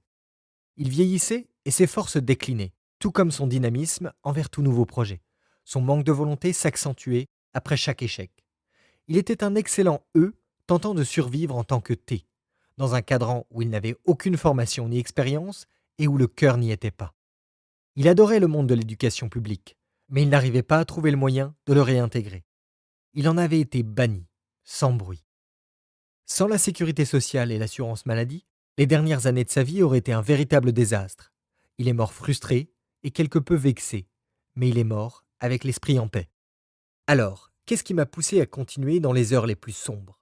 C'est la mémoire de mon père très instruit, assis à la maison, attendant que le téléphone sonne, essayant de réussir dans le monde des affaires, un monde dont il ne connaissait rien. Cet épisode et les merveilleux souvenirs que je garde de mon père riche, en train de devenir de plus en plus heureux et prospère, voilà ce qui m'a inspiré. Au lieu d'amorcer un déclin à l'âge de 54 ans, mon père riche était florissant. Il était devenu riche bien des années auparavant, mais il était maintenant en train de devenir richissime. On parlait sans cesse de lui dans les journaux comme de l'homme qui était en train d'acheter Waikiki et Maui. Les années qu'il avait méthodiquement consacrées à monter des affaires et investir commençaient à rapporter, et il était sur le point de devenir l'un des hommes les plus riches d'Hawaï. Les petites différences deviennent de grandes différences. Étant donné que mon père riche m'avait expliqué comment fonctionnait le cadran, j'étais mieux à même de voir les petites différences qui deviennent de grandes différences au cours des années qu'une personne consacre à son travail. À cause du cadran, je savais qu'il valait mieux que je décide non pas de ce que je voulais faire, mais plutôt de ce que je voulais devenir au fil des ans. Dans les heures les plus sombres, ce sont cette certitude et les leçons inculquées par mes deux pères qui m'ont permis de continuer d'aller de l'avant. Le cadran n'est pas tout. Le cadran du cash flow est bien plus que deux traits et quelques lettres. Si vous regardez sous la surface de ce simple diagramme, vous découvrirez des mondes complètement différents, tout comme différentes façons de voir le monde. Étant donné que j'ai vu le monde à partir des deux côtés du cadran, je peux honnêtement dire qu'il semble bien différent selon le côté où l'on se trouve. Un cadran ne vaut pas mieux qu'un autre. Chacun a ses forces, chacun a ses faiblesses. Ce livre audio a été enregistré pour vous permettre de faire une incursion dans ces cadrans et dans le monde de la croissance personnelle requise pour réussir financièrement dans chacun d'eux. J'espère sincèrement que cela vous aidera à choisir la voie financière qui vous convient le mieux. Vous pouvez encore une fois examiner le cadran du cash flow présent en page 2 de l'annexe. Un grand nombre des habiletés essentielles pour réussir du côté droit du cadran ne sont pas enseignées à l'école, ce qui peut expliquer pourquoi des gens comme Bill Gates, Ted Turner et Thomas Edison ont abandonné leurs études à un jeune âge afin de prospérer dans les cadrans P et I. Cet ouvrage fera part des habiletés et du tempérament nécessaires pour réussir en tant que P et I. Je commencerai par faire un vaste survol des 4 cadrans, puis je me concentrerai sur les côtés où l'on retrouve les P et les I. Après avoir écouté ce livre audio, certains d'entre vous voudront peut-être changer leur façon de gagner de l'argent, et certains d'entre vous se diront heureux de ne rien changer à leur vie. Vous pourrez choisir d'évoluer dans plus d'un cadran, et même dans les 4 cadrans. Nous sommes tous différents, et un cadran n'est pas plus important ou meilleur qu'un autre. Dans chaque village, ville, métropole et pays du monde, il y a une place pour chaque citoyen dans l'un ou l'autre des cadrans. C'est ce qui garantit la stabilité financière de la communauté. De plus, alors que nous vieillissons et faisons différentes expériences, nos intérêts changent. Par exemple, j'ai remarqué que de nombreux jeunes gens nouvellement diplômés sont souvent heureux de se trouver un emploi. Toutefois, après quelques années, quelques-uns d'entre eux décident qu'ils ne sont pas intéressés à gravir une échelle organisationnelle ou qu'ils perdent tout intérêt pour le domaine dans lequel ils évoluent. L'âge et l'expérience poussent souvent un individu à chercher de nouvelles avenues de croissance, de nouveaux défis, de nouvelles compensations financières et le bonheur personnel. J'espère que ce livre audio offrira des idées nouvelles pour atteindre ses buts.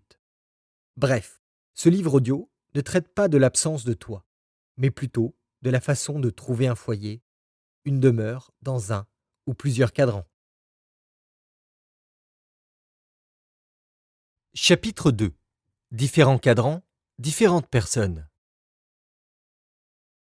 Changer de cadran signifie souvent changer fondamentalement ce que l'on est. On n'apprend pas à un vieux singe à faire la grimace, a toujours dit mon père très instruit. Je m'étais assis avec lui à plusieurs reprises, lui expliquant de mon mieux le cadran du cash flow dans un effort pour lui indiquer une nouvelle voie financière. Approchant la soixantaine, il se rendait compte qu'un grand nombre de ses rêves ne se réaliseraient jamais. La notion de liste noire semblait s'appliquer bien au-delà du gouvernement. En fait, il se mettait lui-même sur une liste noire. J'ai essayé, mais cela n'a rien donné, disait-il. Mon père faisait référence à ses incursions dans le cadran T en tant que consultant, et dans le cadran P lorsqu'il avait injecté la majeure partie de ses économies dans une célèbre franchise de crème glacée qui avait fait faillite. Très intelligent, il était fondamentalement capable de comprendre les différentes habiletés techniques requises dans chacun des 4 cadrans. Il savait qu'il pourrait les acquérir s'il le voulait, mais quelque chose le retenait. Un jour, après le déjeuner, j'ai parlé de mon père très instruit à mon père riche. Ton père et moi sommes fondamentalement différents, m'a dit mon père riche. Bien que nous ayons tous les deux des craintes, des doutes, des croyances, des forces et des points faibles, nous réagissons ou faisons face à ces similarités fondamentales très différemment. Peux-tu me parler de ces différences lui ai-je demandé. Pas au cours d'un seul repas, a répondu mon père riche. Mais la façon dont nous réagissons à ces différences est ce qui fait que nous restons dans l'un ou l'autre cadran. Lorsque ton père a tenté de passer du cadran E au cadran P, il pouvait intellectuellement comprendre le processus, mais il était incapable de le gérer au niveau émotionnel. Lorsque les choses ont commencé à aller mal et qu'il s'est mis à perdre de l'argent, il n'a pas su quoi faire pour résoudre ses problèmes. Il est donc retourné dans le cadran où il se sentait le plus à l'aise. Le cadran E et parfois le cadran T, ai-je dit. Mon père riche a approuvé d'un hochement de tête. Lorsque la peur de perdre de l'argent et de sombrer est devenue trop douloureuse à l'intérieur, et c'est une peur que nous partageons tous, il a choisi de chercher la sécurité, alors que moi, j'ai choisi de chercher la liberté. Et c'est là la différence fondamentale, ai-je dit, en faisant signe au garçon de m'apporter l'addition. Même si nous sommes tous des êtres humains, a ajouté mon père riche, lorsqu'il s'agit d'argent et des émotions qui s'y rattachent, nous réagissons tous différemment. Et c'est la façon dont nous gérons ces émotions qui détermine souvent le cadran dans lequel nous choisissons de tirer nos revenus. Différents cadrans, différentes personnes, ai-je dit. C'est exact, a rétorqué mon père riche, alors que nous nous levions et nous dirigions vers la sortie. Et pour réussir dans un cadran, il ne suffit pas d'avoir des compétences techniques. Il faut connaître les différences fondamentales qui poussent les gens à choisir l'un ou l'autre des cadrans. Sachant cela, ta vie sera beaucoup plus facile. Nous nous serrions la main et nous disions au revoir quand le préposé au stationnement a immobilisé la voiture de mon père riche devant nous. Oh, une dernière chose, ai-je dit à la hâte. Est-ce que mon père peut changer? Bien sûr, a répondu mon père riche. Tout le monde peut changer. Mais changer de cadran n'est pas comme changer d'emploi ou de profession.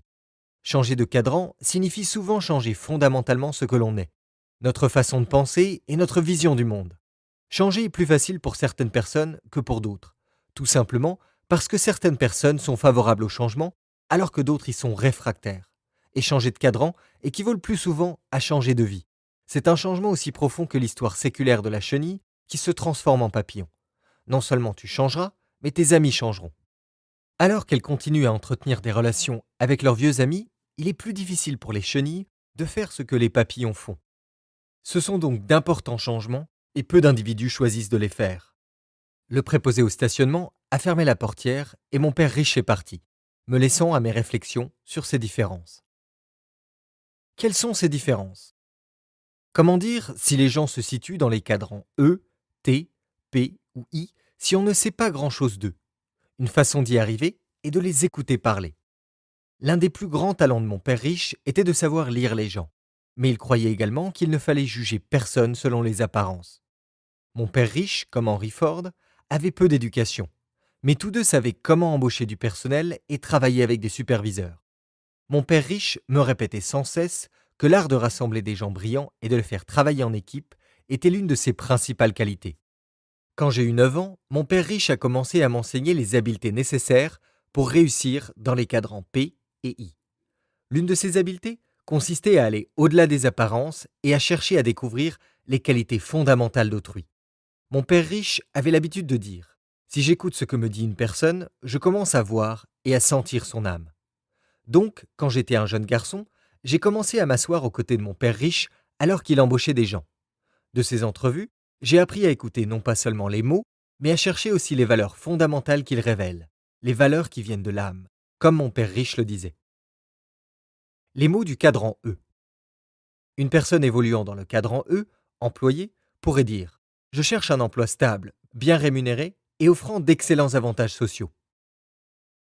Les mots du cadran T. Une personne évoluant dans le cadran T, travailleur autonome, pourrait dire: mon taux horaire est de 75 $ ou ma commission est habituellement de 6%, ou je n'arrive pas à trouver des gens qui veulent travailler et bien le faire, ou j'ai investi plus de 20 heures de mon temps dans ce projet. Les mots du cadran P. Une personne évoluant dans le cadran P, propriétaire d'entreprise, pourrait dire: je suis à la recherche d'un nouveau président pour diriger mon entreprise. Les mots du cadran I. Une personne évoluant dans le cadran I, investisseur, pourrait dire: mes revenus sont-ils basés sur le taux de rendement interne ou sur le taux de rendement net? Les mots sont des outils. Dès que mon père riche avait décelé les valeurs fondamentales de la personne qu'il interviewait, il savait ce qu'elle cherchait vraiment, ce qu'il avait à lui offrir et quels mots utiliser pour s'adresser à elle. Mon père riche disait toujours: les mots sont des outils puissants. Mon père riche nous rappelait sans cesse ceci, à son fils et à moi: si tu veux être un leader, alors il te faut maîtriser les mots. Donc la maîtrise des mots est l'une des habiletés requises pour devenir un grand P. Il faut connaître l'impact que nos paroles auront sur telle ou telle personne. Mon père riche nous a d'abord appris à écouter attentivement le discours d'autrui, de façon à ce que nous puissions choisir les mots à utiliser, et ce, au moment opportun, afin de répondre avec le plus d'efficacité possible. Mon père riche expliquait: un mot peut susciter l'intérêt chez une personne alors que ce même mot peut en rebuter une autre. Par exemple, le mot risque peut être stimulant pour une personne évoluant dans le cadran I, alors qu'il créera un sentiment d'appréhension chez celui qui évolue dans le cadran E. Mon père riche affirmait que pour être un grand leader, il faut d'abord maîtriser l'art d'écouter. Si vous n'êtes pas attentif aux mots d'autrui, vous n'êtes pas en mesure de sentir leur âme. Si vous n'êtes pas à l'écoute de l'âme d'autrui, vous ne saurez jamais à qui vous parlez. Les différences fondamentales. Mon père riche disait: écoute leurs mots sans leur âme. Parce que les paroles sont les reflets des valeurs et des différences fondamentales d'une personne. Les exemples suivants illustrent l'appartenance des gens à l'un ou l'autre cadran. Le cadran numéro 4, disponible en page 3 de l'annexe, représente la catégorie des employés. 1. Le E. Employé. Lorsque j'entends quelqu'un prononcer les mots sécurité ou avantages sociaux, j'ai une bonne idée générale de l'individu en question. Le mot sécurité est souvent associé à la notion de peur. Si une personne évoluant principalement dans le cadran E ressent de la peur, alors le besoin de sécurité transparaît souvent dans son discours. Lorsqu'il s'agit d'argent ou d'emploi, nombreux sont ceux qui exercent le sentiment de peur qui accompagne l'incertitude économique, d'où ce désir de sécurité. Les mots avantages sociaux traduisent le désir de recevoir une sorte de récompense additionnelle, une compensation bien précise et garantie, tel un régime d'assurance santé ou de retraite. En fait, ces gens veulent se sentir en sécurité et ils en veulent une preuve écrite. L'incertitude ne les rend pas heureux. La certitude le fait. Ils se disent intérieurement: je vous donnerai ceci et vous me promettez de me donner cela en échange. Ils veulent que leur sentiment de peur soit compensé par un certain degré de certitude. Et c'est pourquoi ils cherchent la sécurité et des ententes solides lorsqu'il s'agit d'emploi. Ils ont raison lorsqu'ils disent: l'argent ne m'intéresse pas tellement. Pour eux, la notion de sécurité est souvent beaucoup plus importante que l'argent. Les employés peuvent être des présidents ou des concierges. Ce n'est pas tant ce qu'ils font qui les caractérise, mais plutôt l'entente contractuelle qu'ils ont avec la personne ou l'entreprise qui les embauche. Le cadran numéro 5, disponible en page 4 de l'annexe, représente la catégorie des travailleurs autonomes. 2. Le T, travailleur autonome. Il y a des gens qui veulent être leur propre patron, ou qui aiment faire leur petite affaire. J'appelle ce groupe les autogestionnaires. Souvent, lorsqu'il est question d'argent, un T pur et dur n'aime pas être dépendant des autres. En d'autres termes, si un T travaille fort, il s'attend à être payé en retour. Les T n'aiment pas que leurs revenus soient établis par quelqu'un d'autre ou par un groupe de gens qui pourraient ne pas fournir autant d'efforts qu'eux. Inversement, à leurs yeux, leur labeur a une valeur proportionnelle aux efforts qu'ils consentent. Leur âme est farouchement indépendante lorsqu'il s'agit d'argent. La peur. Donc, alors que le E, ou l'employé, réagit souvent à la peur de manquer d'argent en cherchant la sécurité, le T aura plutôt une réaction différente. Les gens qui évoluent dans ce cadran ne réagissent pas à la peur en cherchant la sécurité, mais en prenant le contrôle de la situation et en faisant les choses à leur manière. C'est pourquoi j'appelle les T des autogestionnaires. Lorsqu'il s'agit de peur et de risques financiers, ils prennent le taureau par les cornes. On trouve dans ce groupe les professionnels bien instruits qui ont passé de nombreuses années à étudier, tels les médecins, les avocats et les dentistes. On trouve également dans le groupe des T des gens qui ont acquis leur instruction hors des murs des établissements d'enseignement traditionnels. Ce sont les représentants rémunérés à la commission, les courtiers immobiliers par exemple, ainsi que les propriétaires de petits commerces tels que les libraires, les teinturiers, les restaurateurs, les consultants, les thérapeutes, les agents de voyage, les mécaniciens, les plombiers, les menuisiers, les pasteurs, les électriciens, les coiffeurs et les artistes. La chanson préférée de ce groupe pourrait s'intituler Personne ne m'arrive à la cheville ou Je fais les choses à ma manière. Les travailleurs autonomes sont souvent de véritables perfectionnistes. Ils tiennent à faire les choses exceptionnellement bien. Ils sont persuadés que personne ne peut faire mieux qu'eux. Et c'est pourquoi ils ne font pas confiance aux autres pour accomplir des tâches. À bien des égards, ce sont des artistes authentiques qui ont des méthodes de travail et un style bien personnel. Et c'est la raison pour laquelle nous avons recours à leur service. Si vous avez affaire à un chirurgien du cerveau, vous voulez qu'il ait à son actif des années de formation et d'expérience. Mais plus important encore, vous voulez qu'il soit perfectionniste. Il en va de même pour un dentiste, un coiffeur, un consultant en marketing, un plombier, un électricien, un avocat ou un formateur. En tant qu'employeur, vous voulez le meilleur. Pour ceux qui évoluent dans ce cadran, ce n'est pas l'argent qui prime. Leur indépendance, la liberté de faire les choses à leur manière et le fait d'être respecté en tant qu'expert, voilà des éléments beaucoup plus importants à leurs yeux. Lorsqu'on a recours à leur service, il vaut mieux leur dire ce que l'on veut et leur donner ensuite carte blanche. Ils n'ont pas besoin ni ne veulent qu'on les supervise. Si vous ingérez trop dans leur travail, ils peuvent tout simplement tout interrompre et vous dire d'embaucher quelqu'un d'autre. Rappelez-vous, l'indépendance relègue l'argent au second plan pour ce groupe. Ces gens éprouvent souvent beaucoup de difficultés à embaucher des employés tout simplement parce qu'ils croient que personne ne sera à la hauteur. De plus, s'ils forment du personnel, ces employés finissent souvent par les quitter pour faire leur petite affaire, pour être leur propre patron, pour faire les choses à leur manière, et pour avoir la possibilité d'exprimer leur individualité. De nombreux T hésitent à embaucher et à former des employés parce qu'ils finissent souvent par devenir des concurrents. Par conséquent, ils n'en travaillent que plus dur et toujours à leur manière. Le cadran numéro 6, disponible en page 4 de l'annexe, représente la catégorie des propriétaires d'entreprise. 3. Le P, propriétaire d'entreprise. Ce groupe d'individus est pratiquement l'opposé des T. Ceux qui sont de véritables P aiment s'entourer de gens intelligents issus des 4 cadrans E, T, P et I. Contrairement aux T qui n'aiment pas déléguer leurs tâches, parce que personne ne peut faire mieux qu'eux, le véritable P aime déléguer. Sa devise est pourquoi le faire soi-même quand on peut embaucher quelqu'un pour le faire à notre place et le faire mieux. Henry Ford entre dans cette catégorie. Comme le veut la légende, un groupe de soi-disant intellectuels ont accusé M. Ford d'être ignorant. Ils proclamaient qu'il ne savait pas grand-chose. Alors, Henry Ford les a invités dans son bureau et les a mis au défi de lui poser n'importe quelle question, affirmant qu'il y répondrait. Donc rassemblés autour de l'industriel le plus puissant d'Amérique, ils ont commencé à le questionner. M. Ford les a écoutés et il a ensuite téléphoné à ses adjoints les plus brillants afin qu'ils répondent à ses questions.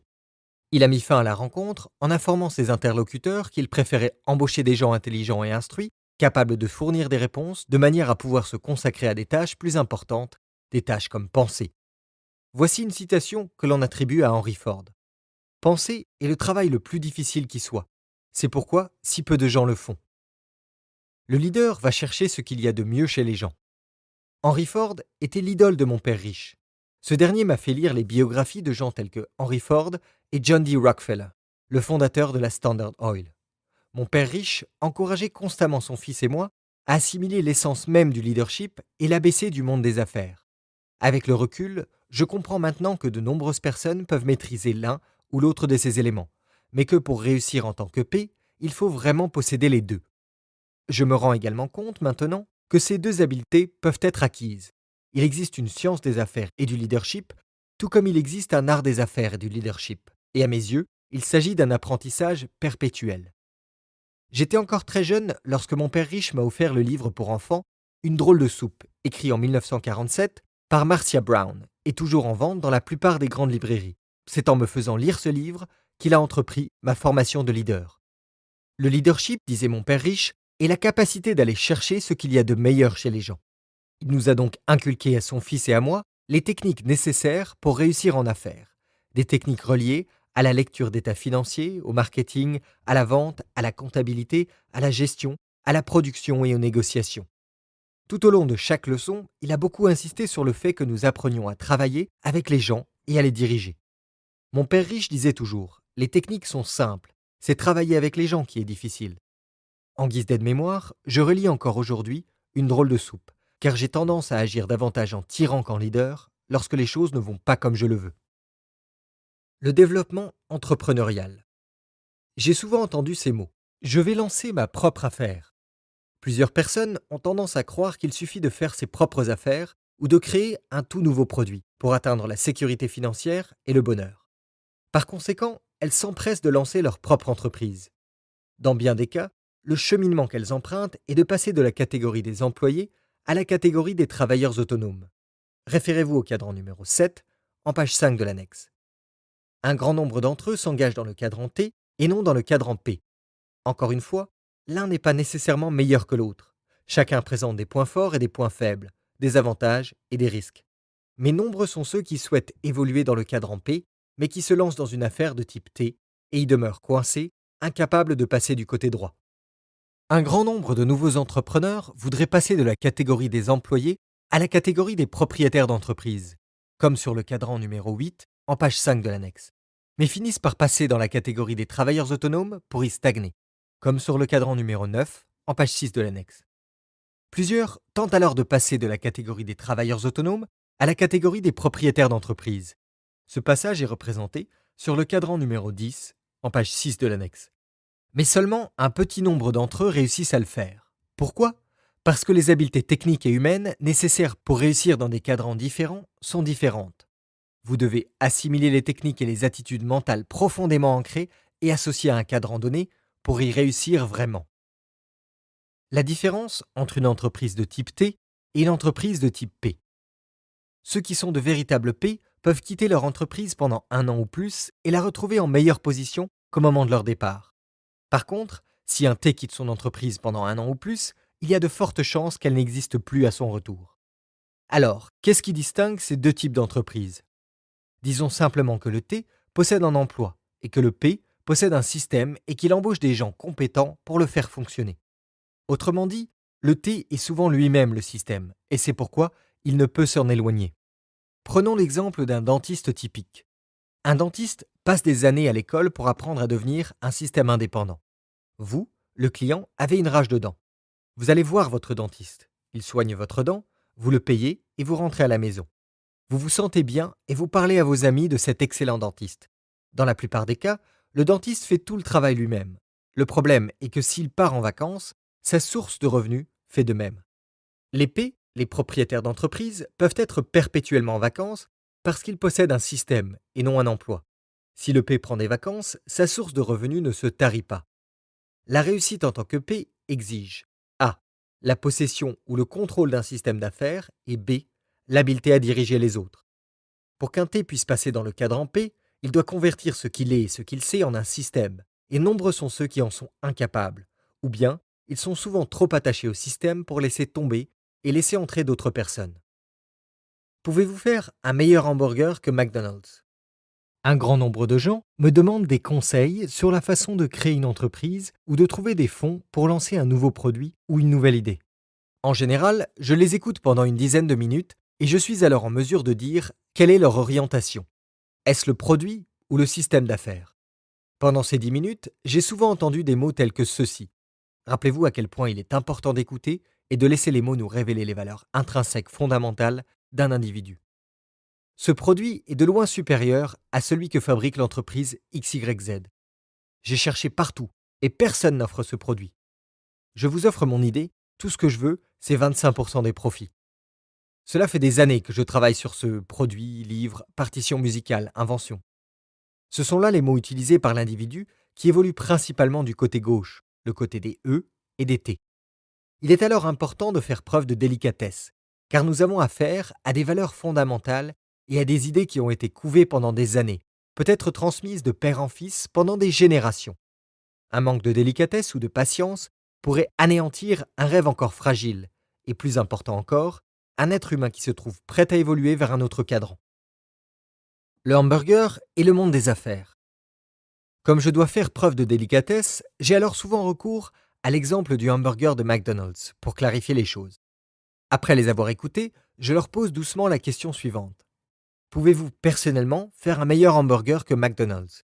Jusqu'à présent, 100% des gens avec qui j'ai parlé de leur nouvelle idée ou de leur nouveau produit m'ont répondu par l'affirmative. Ils peuvent tous préparer, faire cuire et servir un hamburger de meilleure qualité que celui de McDonald's. Je leur pose ensuite cette question. Pouvez-vous personnellement ériger un meilleur système d'entreprise que celui de McDonald's? Certaines personnes voient immédiatement la différence et d'autres non.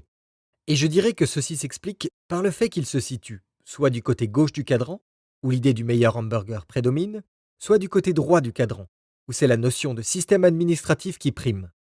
Je fais de mon mieux pour expliquer qu'il existe un grand nombre d'entrepreneurs qui offrent des produits ou services nettement supérieurs à ceux des corporations multinationales richissimes, tout comme il y a des milliards de gens qui peuvent faire un meilleur hamburger que celui de McDonald's.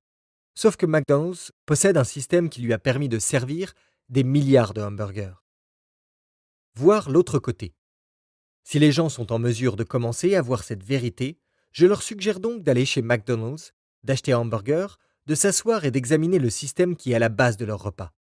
De penser aux camions qui ont livré la viande, aux éleveurs qui ont élevé les bœufs, aux acheteurs qui en ont fait l'acquisition, et aux messages publicitaires télévisés qui ont aidé à vendre le bœuf.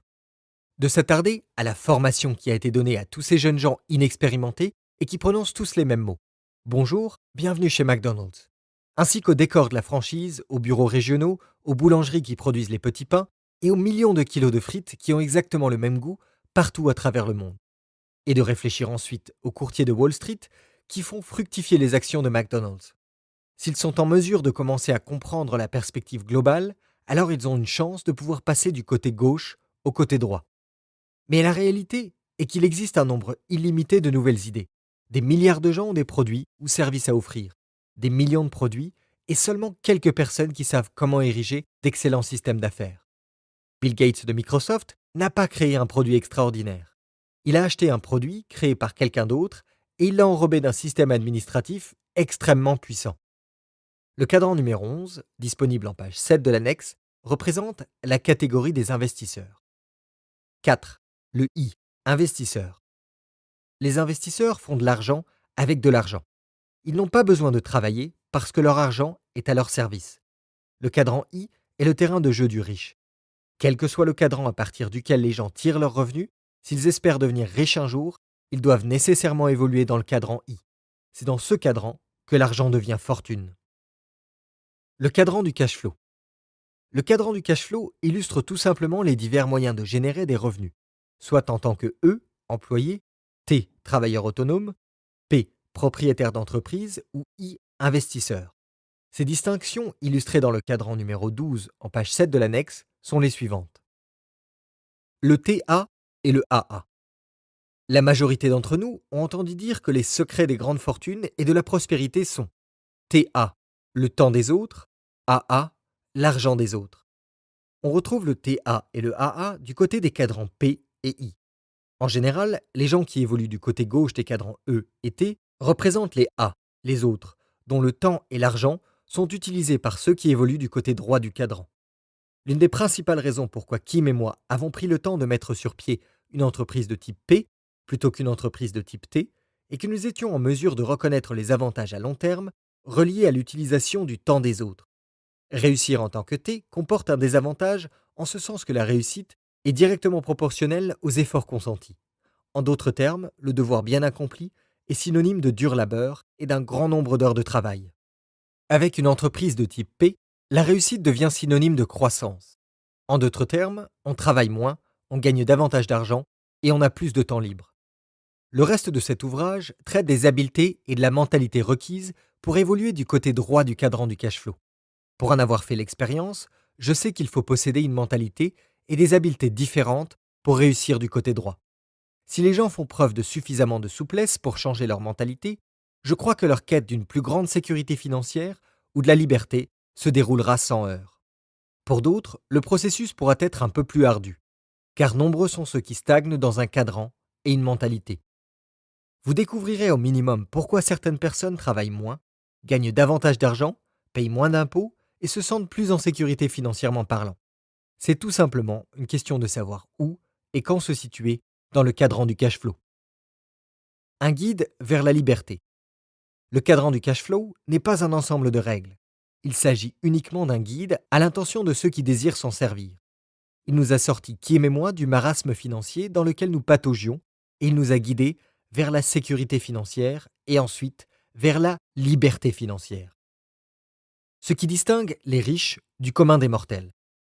Il y a quelques années, j'ai lu un article où l'on disait que les revenus de la plupart des gens riches proviennent à 70% de leur investissement ou du cadran I et à moins de 30% de leur salaire ou du cadran E. Et lorsqu'il s'agissait du E, ils étaient généralement employés dans leur propre entreprise. La distribution de leurs revenus est représentée sur le cadran numéro 13, en page 8 de l'annexe. Pour la grande majorité des autres, les pauvres et la classe moyenne, au moins 80% de leurs revenus provenaient de leur salaire en tant que E ou T, et moins de 20% de ces revenus étaient le fruit d'investissements dans le cadran I. La distribution de leurs revenus est représentée sur le cadran numéro 14, en page 8 de l'annexe. Ce qui distingue la richesse de la fortune. Au chapitre 1, j'ai dit que Kim et moi étions devenus millionnaires en 1989, mais que nous n'avons été financièrement libres qu'en 1994. Il y a une différence entre la richesse et la fortune. En 1989, notre entreprise nous rapportait beaucoup d'argent. Nos revenus étaient plus élevés et nous travaillions moins parce que notre système d'affaires était en pleine croissance sans que nous ayons à y participer physiquement. Nous avions atteint ce que la majorité des gens appellent la réussite financière. Cependant, il nous fallait encore convertir la marge brute d'autofinancement de notre entreprise en davantage d'éléments d'actifs corporels qui viendraient encore augmenter cette marge brute d'autofinancement. Nous avions monté une affaire florissante et il était maintenant temps de nous concentrer sur la croissance de nos actifs de manière à ce que notre marge brute d'autofinancement soit supérieure à nos dépenses courantes. Notre cheminement est représenté dans le schéma numéro 1 en page 9 de l'annexe. En 1994, les revenus sans exploitation active générés par nos actifs étaient supérieurs à nos dépenses. À partir de ce moment-là, nous étions fortunés. Notre entreprise est considérée comme un actif, car elle génère des revenus et fonctionne sans intervention physique de notre part. Mais pour concrétiser notre conception personnelle de la fortune, nous voulions nous assurer de posséder des éléments d'actifs corporels, tels que des biens immobiliers et des actions qui généreraient des revenus sans exploitation active supérieurs à nos dépenses. Et seulement alors pourrions-nous dire que nous étions fortunés. Quand les revenus inscrits au bas de la colonne de nos actifs ont été supérieurs aux revenus générés par l'entreprise, nous avons vendu nos parts à notre associé. Nous étions dès lors fortunés. La définition de la fortune. La fortune se définit ainsi: le nombre de jours pendant lesquels vous pouvez survivre sans travailler physiquement, de même que quiconque dans votre foyer et conserver votre niveau de vie habituel. Par exemple, si vos dépenses mensuelles s'élèvent à 5 000 $ et si vous avez 20 000 $ d'économie, votre fortune s'étale sur environ 4 mois ou 120 jours. La fortune se mesure en temps et non en dollars. En 1994, Kim et moi étions fortunés pour toujours, à moins que de grands changements économiques ne surviennent, car les revenus générés par nos investissements étaient supérieurs à nos dépenses mensuelles. Finalement, ce n'est pas la quantité d'argent que l'on gagne qui importe, mais bien la quantité d'argent que l'on conserve et la durée pendant laquelle cet argent se trouve à notre service. Je rencontre chaque jour un grand nombre de personnes qui gagnent beaucoup d'argent, mais tout cet argent disparaît dans la colonne des dépenses. Chaque fois qu'ils gagnent un peu plus d'argent, ils vont faire des emplettes. Souvent, ils achètent une plus grande maison ou une nouvelle voiture, ce qui se traduit par des dettes à long terme et beaucoup plus de travail ardu. Et il ne reste rien à inscrire dans la colonne des actifs. L'argent disparaît si vite que l'on pourrait croire qu'ils ont absorbé une sorte de laxatif financier.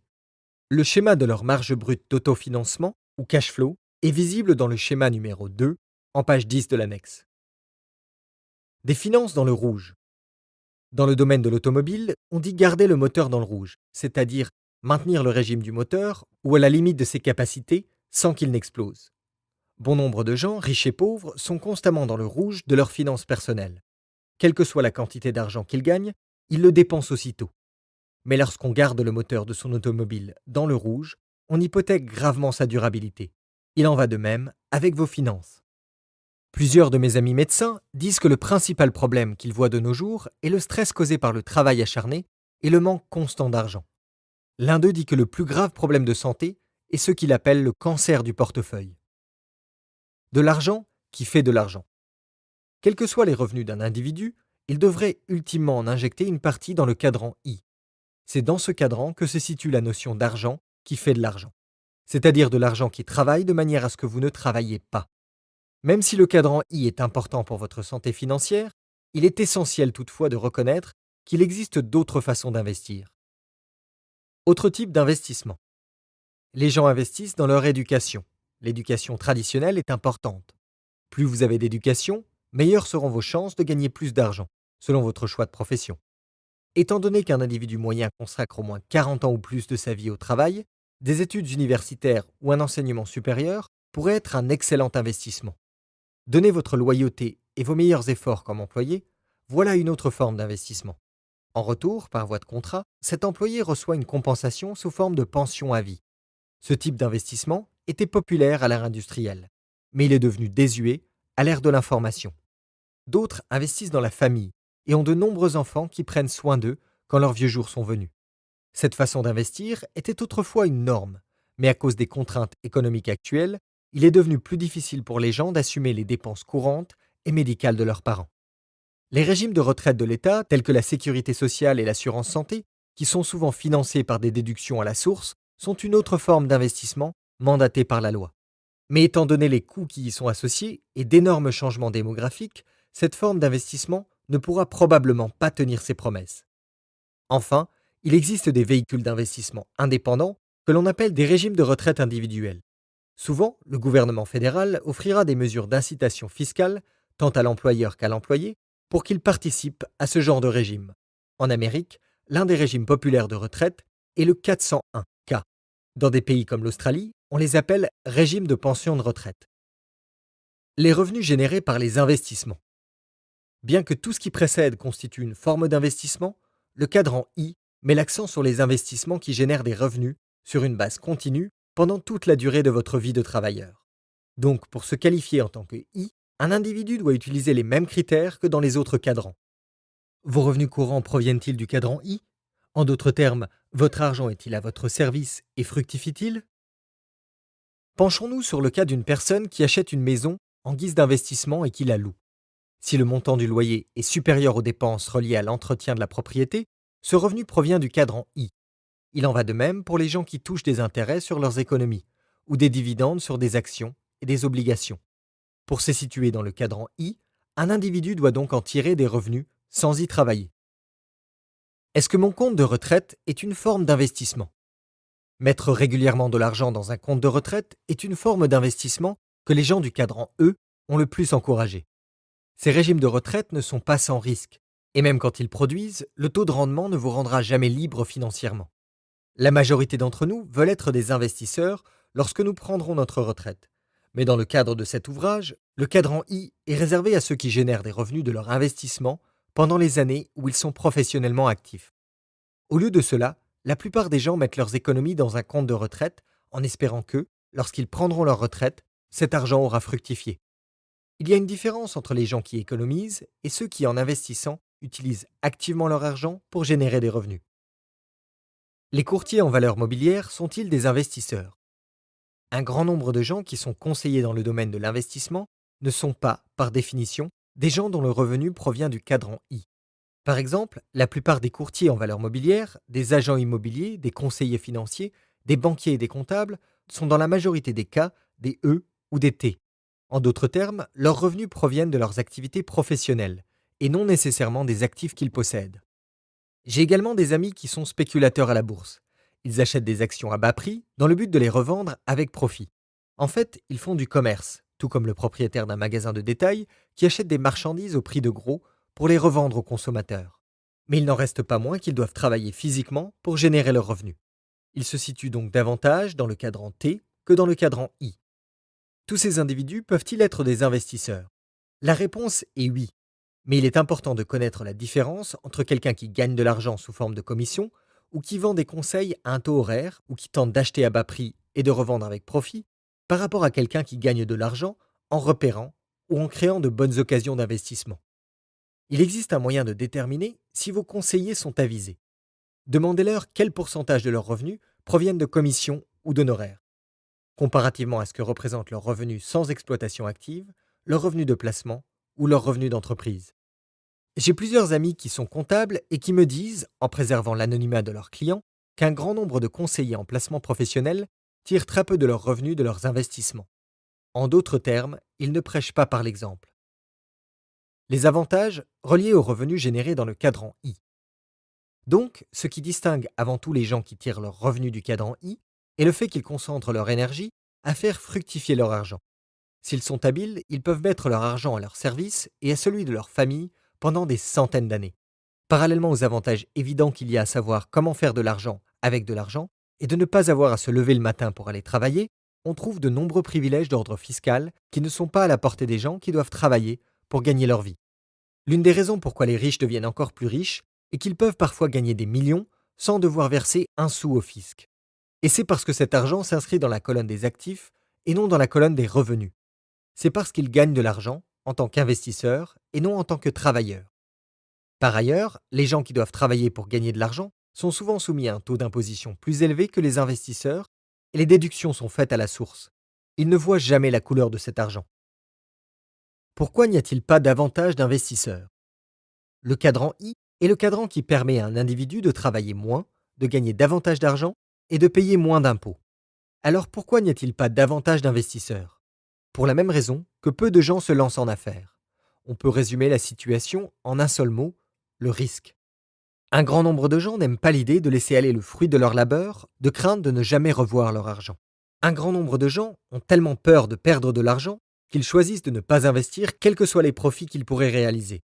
Une star d'Hollywood a déjà dit : ce n'est pas le rendement des investissements qui me préoccupe, c'est le retour sur investissement. La crainte de perdre de l'argent semble diviser les investisseurs en 4 grandes catégories. 1. Les gens qui craignent le risque et qui n'en prennent aucun, laissant leur argent à la banque. 2. Les gens qui confient leur investissement à quelqu'un d'autre, tel un conseiller financier ou un gestionnaire de fonds mutuels. 3. Les joueurs. 4. Les investisseurs. Voilà ce qui distingue le joueur de l'investisseur. Pour le joueur, investir est un jeu de hasard. Pour l'investisseur, investir est un jeu d'adresse. Et pour ceux qui confient leurs investissements à quelqu'un d'autre, investir est souvent un jeu qu'ils ne souhaitent pas apprendre. Ce qui importe pour eux, c'est de choisir soigneusement leur conseiller financier. Dans un chapitre ultérieur, je traiterai des 5 catégories d'investisseurs, ce qui devrait jeter davantage de lumière sur le sujet. Le risque peut être pratiquement éliminé. La bonne nouvelle à propos de l'investissement est que le risque peut être grandement minimisé ou même éliminé, tout en vous garantissant un excellent taux de rendement si vous savez vous y prendre. Un véritable investisseur veut savoir s'il pourra récupérer son argent rapidement.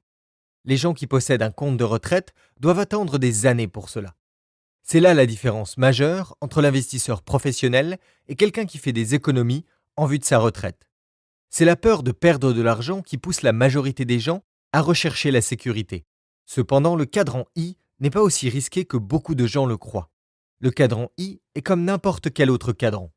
Pour y évoluer et y réussir, il faut posséder des habiletés et une mentalité bien précise. Et ces habiletés peuvent être acquises si on y consacre le temps nécessaire. À l'aube d'une ère nouvelle. En 1989, le mur de Berlin s'est effondré, comme le communisme. À mon avis, cet événement a signalé la fin de l'ère industrielle et le début de l'ère de l'information. la différence entre l'ère industrielle et l'ère de l'information en termes de régime de retraite. Le voyage de Christophe Colomb en 1492 coïncide approximativement avec le début de l'ère industrielle. La chute du mur de Berlin en 1989 marque la fin de cette ère. Pour une raison ou pour une autre, il semble que tous les 500 ans, l'histoire moderne connaît de grands changements cataclysmiques. Nous traversons actuellement l'une de ces périodes. Ce vent de changement menace déjà la sécurité financière de centaines de millions de gens. La majorité d'entre eux ne sont même pas conscients de l'impact de ces changements et un grand nombre d'entre eux n'ont pas les moyens d'y survivre financièrement parlant. Ces changements sont manifestes si l'on compare le régime de retraite de l'ère industrielle à celui de l'ère de l'information. Lorsque j'étais jeune, mon père riche m'a encouragé à prendre des risques avec mon argent et à apprendre à investir. Il disait toujours, si tu veux devenir riche, tu dois apprendre à prendre des risques, apprendre à investir. À la maison, j'ai parlé de cette suggestion de mon père riche à mon père très instruit. Ce dernier a répliqué, je n'ai pas besoin d'apprendre à investir. J'ai un régime de retraite gouvernemental, un régime de retraite du syndicat des enseignants et des allocations garanties par la sécurité sociale. Pourquoi prendre des risques avec mon argent ?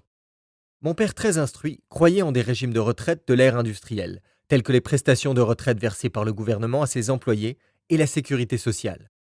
Il était heureux lorsque je me suis engagé dans les marines des États-Unis. Au lieu de se préoccuper du fait que je pouvais perdre la vie au Vietnam, il a simplement dit « Reste-y pendant 20 ans et tu auras une pension et des avantages médicaux jusqu'à la fin de tes jours. » Bien qu'existant toujours, ces régimes de retraite sont officiellement devenus désuets. La notion voulant qu'une entreprise soit en partie financièrement responsable de votre retraite et que le gouvernement subvienne au reste de vos besoins est un vieux concept, une idée démodée. Les gens doivent devenir des investisseurs. Alors que nous passons des régimes de retraite à prestations déterminées, ce que j'appelle les régimes de retraite de l'ère industrielle, à des régimes de retraite à cotisation déterminée, ou régimes de retraite de l'ère de l'information, il devient évident que les gens doivent devenir financièrement autosuffisants. Étonnamment, peu de gens sont conscients du changement et peu d'entre eux en comprennent les conséquences et les ramifications. Les régimes de retraite de l'ère industrielle. À l'ère industrielle, un régime de retraite à prestations déterminées signifiait que l'employeur garantissait à l'employé des prestations fixes, habituellement sous forme de pension mensuelle, jusqu'à la fin de ses jours. Les gens se sentaient en sécurité car ce régime leur assurait un revenu régulier. Les régimes de retraite de l'ère de l'information. Mais en 1974, les règles du jeu ont changé en vertu de la loi sur la sécurité du revenu de retraite, ERISA, Employee Retirement Income Security Act. Soudainement, les entreprises ont cessé de garantir la sécurité financière de leurs employés au moment de la retraite. Au lieu de cela, les employeurs ont commencé à offrir des régimes de retraite à cotisation déterminée. Les termes cotisation déterminée signifient que la pension n'est constituée que par les sommes versées par l'employé et l'employeur pendant la durée de vie professionnelle active du premier. Autrement dit, les prestations reposent uniquement sur les cotisations qui ont été versées. Si votre employeur et vous ne versez pas ces cotisations, vous n'aurez pas de prestations de retraite. La bonne nouvelle est que l'espérance de vie a augmenté au cours de l'ère de l'information. Mais la mauvaise nouvelle est que vos prestations de retraite pourraient ne pas vous accompagner jusqu'à la fin de votre pension, si vous en avez une. Des régimes de retraite risqués. Ce que de nombreuses personnes ne comprennent pas, c'est qu'il n'est plus garanti que vos cotisations et celles de votre employeur existent encore lorsque vous voudrez en profiter. Et ceci s'explique par le fait que ces régimes sont soumis aux forces du marché. En d'autres termes, si le fonds de retraite compte 1 million de dollars et que survient un krach boursier, ce qui arrive à l'occasion, ce million de dollars pourrait diminuer de moitié ou même disparaître. Avec les cotisations déterminées, la garantie d'un revenu à vie n'existe plus. Un individu qui prend sa retraite à l'âge de 65 ans aujourd'hui et qui commence à vivre de son régime de retraite à cotisation déterminée pourrait très bien se retrouver sans le sou à l'âge de 75 ans. Alors que fera-t-il sinon sortir son curriculum vitae d'un tiroir poussiéreux ? Et qu'en est-il du régime de retraite gouvernemental à prestations déterminées ? Eh bien, on prévoit qu'aux États-Unis, la sécurité sociale fera faillite d'ici l'année 2037, de même que l'assurance santé d'ici 2017. Même aujourd'hui, la sécurité sociale n'est pas une source de revenus très importante. Qu'arrivera-t-il lorsque 77 millions de baby-boomers commenceront à exiger le remboursement de leurs prestations alors qu'elles n'existeront plus ? En 1998, la harangue populaire du président Clinton « Sauvons la sécurité sociale » a été bien accueilli. Cependant, le sénateur démocrate Ernest Hollings a fait remarquer: manifestement, la seule façon de sauver la sécurité sociale est de cesser d'en dilapider les fonds. Pendant des décennies, le gouvernement fédéral a emprunté à ce fonds pour couvrir ses dépenses. Le gouvernement a autorisé une pyramide de Ponzi, où on promet à l'investisseur un bénéfice hors de l'ordinaire et immédiat avant que la pyramide ne s'effondre. De nombreux politiciens semblent croire que la sécurité sociale est un revenu qui peut être dépensé plutôt qu'un actif qui devrait être placé en fiducie. Trop de gens se fient au gouvernement. J'écris des livres et je crée des produits tels que le jeu éducatif Cashflow, car l'ère industrielle est de l'histoire ancienne et nous devons nous préparer pour les occasions offertes à l'ère de l'information. En tant que citoyen, ma préoccupation est que ma génération et les suivantes ne seront pas en mesure de gérer correctement les différences entre l'ère industrielle et l'ère de l'information. Une bonne illustration de ce fait a trait à la façon dont nous nous préparons financièrement à nos années de retraite. Aller à l'école et se trouver un emploi sûr était une bonne idée pour les gens nés avant 1930. De nos jours, tout le monde fait des études pour se préparer à un emploi ou une carrière, mais nous devons aussi apprendre à investir, et l'investissement n'est pas une discipline enseignée à l'école. L'un des problèmes créés par l'ère industrielle est que trop de gens sont dépendants du gouvernement pour résoudre leurs problèmes financiers. Aujourd'hui, nous faisons face à des problèmes encore plus grands parce que nous avons délégué au gouvernement la responsabilité de nos finances personnelles. On estime que d'ici 2020, la population des États-Unis s'élèvera à 275 millions d'habitants, dont 100 millions espéreront un quelconque soutien du gouvernement. Il s'agira d'employés fédéraux, de vétérans de l'armée, d'employés des services postaux, d'enseignants et d'autres employés de l'État, ainsi que de retraités qui s'attendront à recevoir des prestations de la sécurité sociale et de l'assurance santé. Et leurs attentes de recevoir l'appui du gouvernement seront légitimes, car d'une façon ou d'une autre, la plupart d'entre eux ont investi dans cette promesse tout au long de leur vie active. Malheureusement, trop de promesses ont été faites pendant trop d'années. Maintenant, le moment de payer la facture approche. Je ne crois pas que ces promesses financières pourront être respectées. Si notre gouvernement commence à hausser les impôts pour tenir ses promesses, ceux qu'ils pourront s'enfuiront vers d'autres pays où le taux d'imposition est moins élevé. À l'ère de l'information, l'expression « à l'étranger » ne signifiera pas tant un autre pays qu'un paradis fiscal. À l'étranger pourrait signifier dans le cyberespace. Un grand changement est sur le point de se produire. Je me rappelle les paroles de John F. Kennedy. Un grand changement est sur le point de se produire. Eh bien, ça y est. Investir sans être investisseur. Le passage des régimes de retraite à prestations déterminées au régime de retraite à cotisation déterminée oblige des millions de gens à travers le monde à devenir des investisseurs alors qu'ils ont très peu de connaissances en la matière. Un grand nombre d'individus qui ont passé leur vie à éviter les risques financiers se voient maintenant contraints d'en prendre. La plupart d'entre eux découvriront au moment de prendre leur retraite s'ils ont été des investisseurs avertis ou des joueurs imprudents. Aujourd'hui, le marché boursier est alimenté par de nombreux éléments, dont l'un est constitué de non-investisseurs tentant de devenir des investisseurs. Leur cheminement financier est représenté dans le cadran numéro 15, en page 10 de l'annexe. Une vaste majorité de ces individus, les E et les T, sont des gens qui, par nature, sont portés vers la sécurité. C'est pourquoi ils cherchent des emplois stables ou lancent de petites affaires qu'ils sont en mesure de contrôler. À cause des régimes de retraite à cotisation déterminée, ils entreprennent maintenant une migration vers le cadran I où ils espèrent trouver la sécurité, une fois venu le moment de la retraite. Malheureusement, le cadran I n'est pas réputé pour sa sécurité. C'est le cadran du risque. Étant donné qu'un aussi grand nombre de personnes évoluant du côté gauche du cadran du cash flow sont à la recherche de sécurité, le marché boursier réagit en conséquence. C'est pourquoi on entend fréquemment les mots suivants. 1. Diversification. Les gens qui cherchent la sécurité prononcent souvent le mot diversification. Pourquoi ? Parce que la stratégie de la diversification est une stratégie d'investissement visant à ne pas perdre. Il ne s'agit pas d'une stratégie d'investissement visant à gagner. Les investisseurs riches ou prospères ne diversifient pas. Au contraire, ils concentrent leurs efforts. Warren Buffett, peut-être le plus grand investisseur du monde, dit à propos de la diversification. La stratégie que nous avons adoptée nous empêche de suivre le dogme standard de la diversification. Par conséquent, de nombreux pontifes diront qu'elle est plus risquée que celle adoptée par des investisseurs plus traditionnalistes. Nous ne sommes pas d'accord. Nous croyons qu'une politique de concentration du portefeuille peut contribuer à diminuer les risques si elle augmente la confiance de l'investisseur vis-à-vis des caractéristiques économiques de l'entreprise dans laquelle il investit. En d'autres termes, Warren Buffett dit que la concentration du portefeuille où le fait de se limiter à un petit nombre d'investissements constitue une meilleure stratégie que la diversification. Dans son esprit, la concentration, et non la diversification, exige que l'on se montre plus futé, plus intense dans nos pensées et dans nos actes. Il poursuit en disant que les investisseurs moyens évitent les marchés volatiles, car ils les croient risqués. Warren Buffett affirme plutôt: en fait, le véritable investisseur recherche cette volatilité. Pour nous sortir du marasme financier dans lequel nous nous trouvions, Kim et moi, nous n'avons pas diversifié nos investissements. Nous les avons concentrés. 2. Valeurs sûres.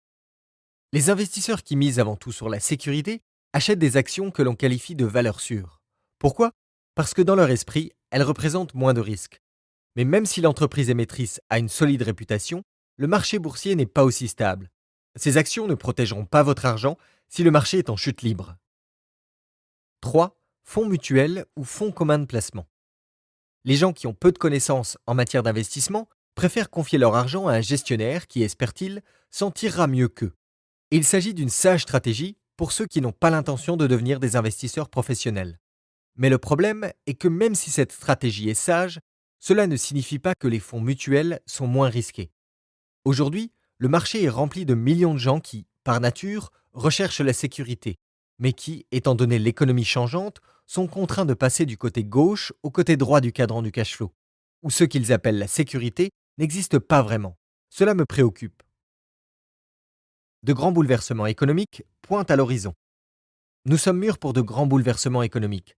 De tels bouleversements ont toujours marqué la fin d'une ère révolue et la naissance d'une ère nouvelle.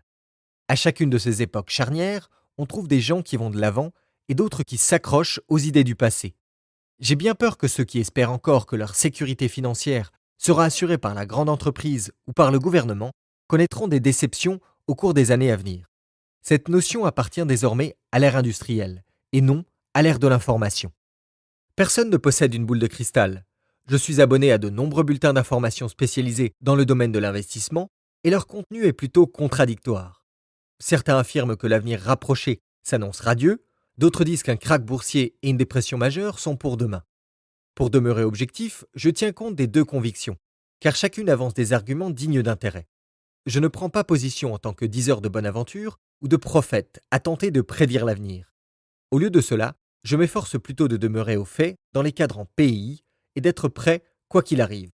Une personne bien préparée prospérera quelle que soit l'évolution de l'économie. Si l'histoire représente un tant soit peu un indicateur, une personne qui vit jusqu'à l'âge de 75 ans devrait s'attendre à traverser une dépression et 2 récessions majeures au cours de sa vie. Mes parents sont passés par là, mais la génération du baby-boom, pas encore. De nos jours, nous ne devons pas nous préoccuper uniquement de notre sécurité d'emploi. Je crois que nous devons aussi nous concentrer sur notre sécurité financière à long terme et ne pas laisser cette responsabilité à une entreprise ou au gouvernement. Les temps ont officiellement changé lorsque les entreprises ont déclaré qu'elles n'étaient désormais plus responsables de leurs employés après la retraite.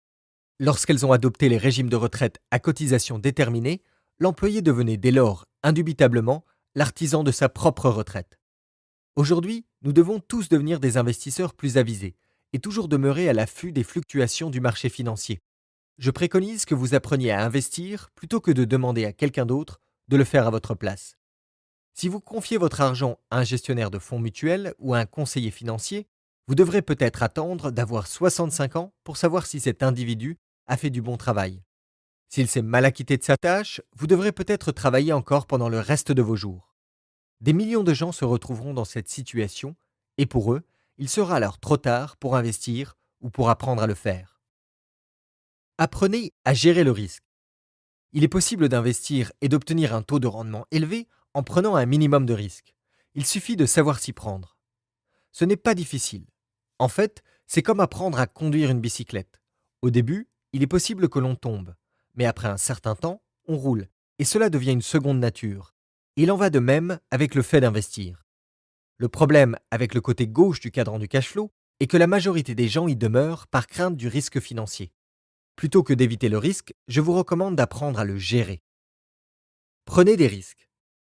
Les gens qui prennent des risques changent le monde. Peu de gens deviennent riches sans prendre de risques. Trop de gens en sont venus à dépendre du gouvernement pour éliminer le risque dans leur vie. Le début de l'ère de l'information pourrait marquer le début d'une ère de gouvernement à plus petite échelle, car la formule du gouvernement généreux est tout simplement devenue trop coûteuse à maintenir. Au lieu de devenir avisés, des investisseurs éclairés, des millions de gens à travers le monde ont adhéré à cette idée archaïque du droit à une pension de retraite jusqu'à la fin de leurs jours. Ce n'est tout simplement pas réalisable. L'ère de l'information exige que nous devenions plus autosuffisants, que nous grandissions et que nous prenions nos responsabilités personnelles en ce qui a trait à notre retraite. La notion voulant que nous soyons des élèves assidus et que nous nous trouvions un emploi sûr trouve sa source dans l'ère industrielle. Cette ère est révolue. Les temps changent. Le problème est que les idées d'un grand nombre de gens n'ont pas changé. Ils croient toujours qu'ils ont droit à quelque chose.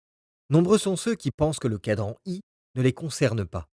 Ils continuent de penser que le gouvernement, ou la grande entreprise, ou les syndicats, ou leurs fonds mutuels, ou leurs familles prendront soin d'eux à la fin de leur vie professionnelle active. Par égard pour eux, j'espère qu'ils ont raison. Mais il est inutile que ces gens poursuivent l'écoute de cet ouvrage. Le cadran du cash flow a été enregistré pour aider les individus qui veulent passer du côté gauche au côté droit du cadran, mais qui ne savent pas par où commencer. N'importe qui peut y arriver avec les habiletés et la détermination requises. Si vous avez déjà atteint la liberté financière, je vous félicite et je vous prie de faire part aux autres de votre cheminement et de les guider s'ils le veulent bien. Guidez-les, mais laissez-les trouver leur propre voie, car il en existe plusieurs qui mènent à cette liberté. Quelle que soit votre décision, veuillez vous rappeler ceci. La liberté financière est peut-être gratuite, mais elle n'est pas bon marché. La liberté a un prix, et pour moi, elle vaut son pesant d'or. Voici le secret. Pour devenir libre financièrement, il ne faut pas avoir de l'argent ni une éducation en règle. Il n'est pas nécessaire non plus de prendre des risques. Non, le prix de la liberté se mesure en rêve, en désir et en notre habileté à surmonter les déceptions qui surgissent inévitablement le long du chemin. Êtes-vous prêt à payer ce prix ? L'un de mes pères l'a fait, l'autre non. Ce dernier a payé un autre prix. Le quiz du cadran P. Êtes-vous un véritable propriétaire d'entreprise ? Si vous l'êtes, vous répondrez oui à la question suivante. Pouvez-vous quitter votre entreprise pendant 1 an ou plus et la retrouver en meilleure position qu'au moment de votre départ ?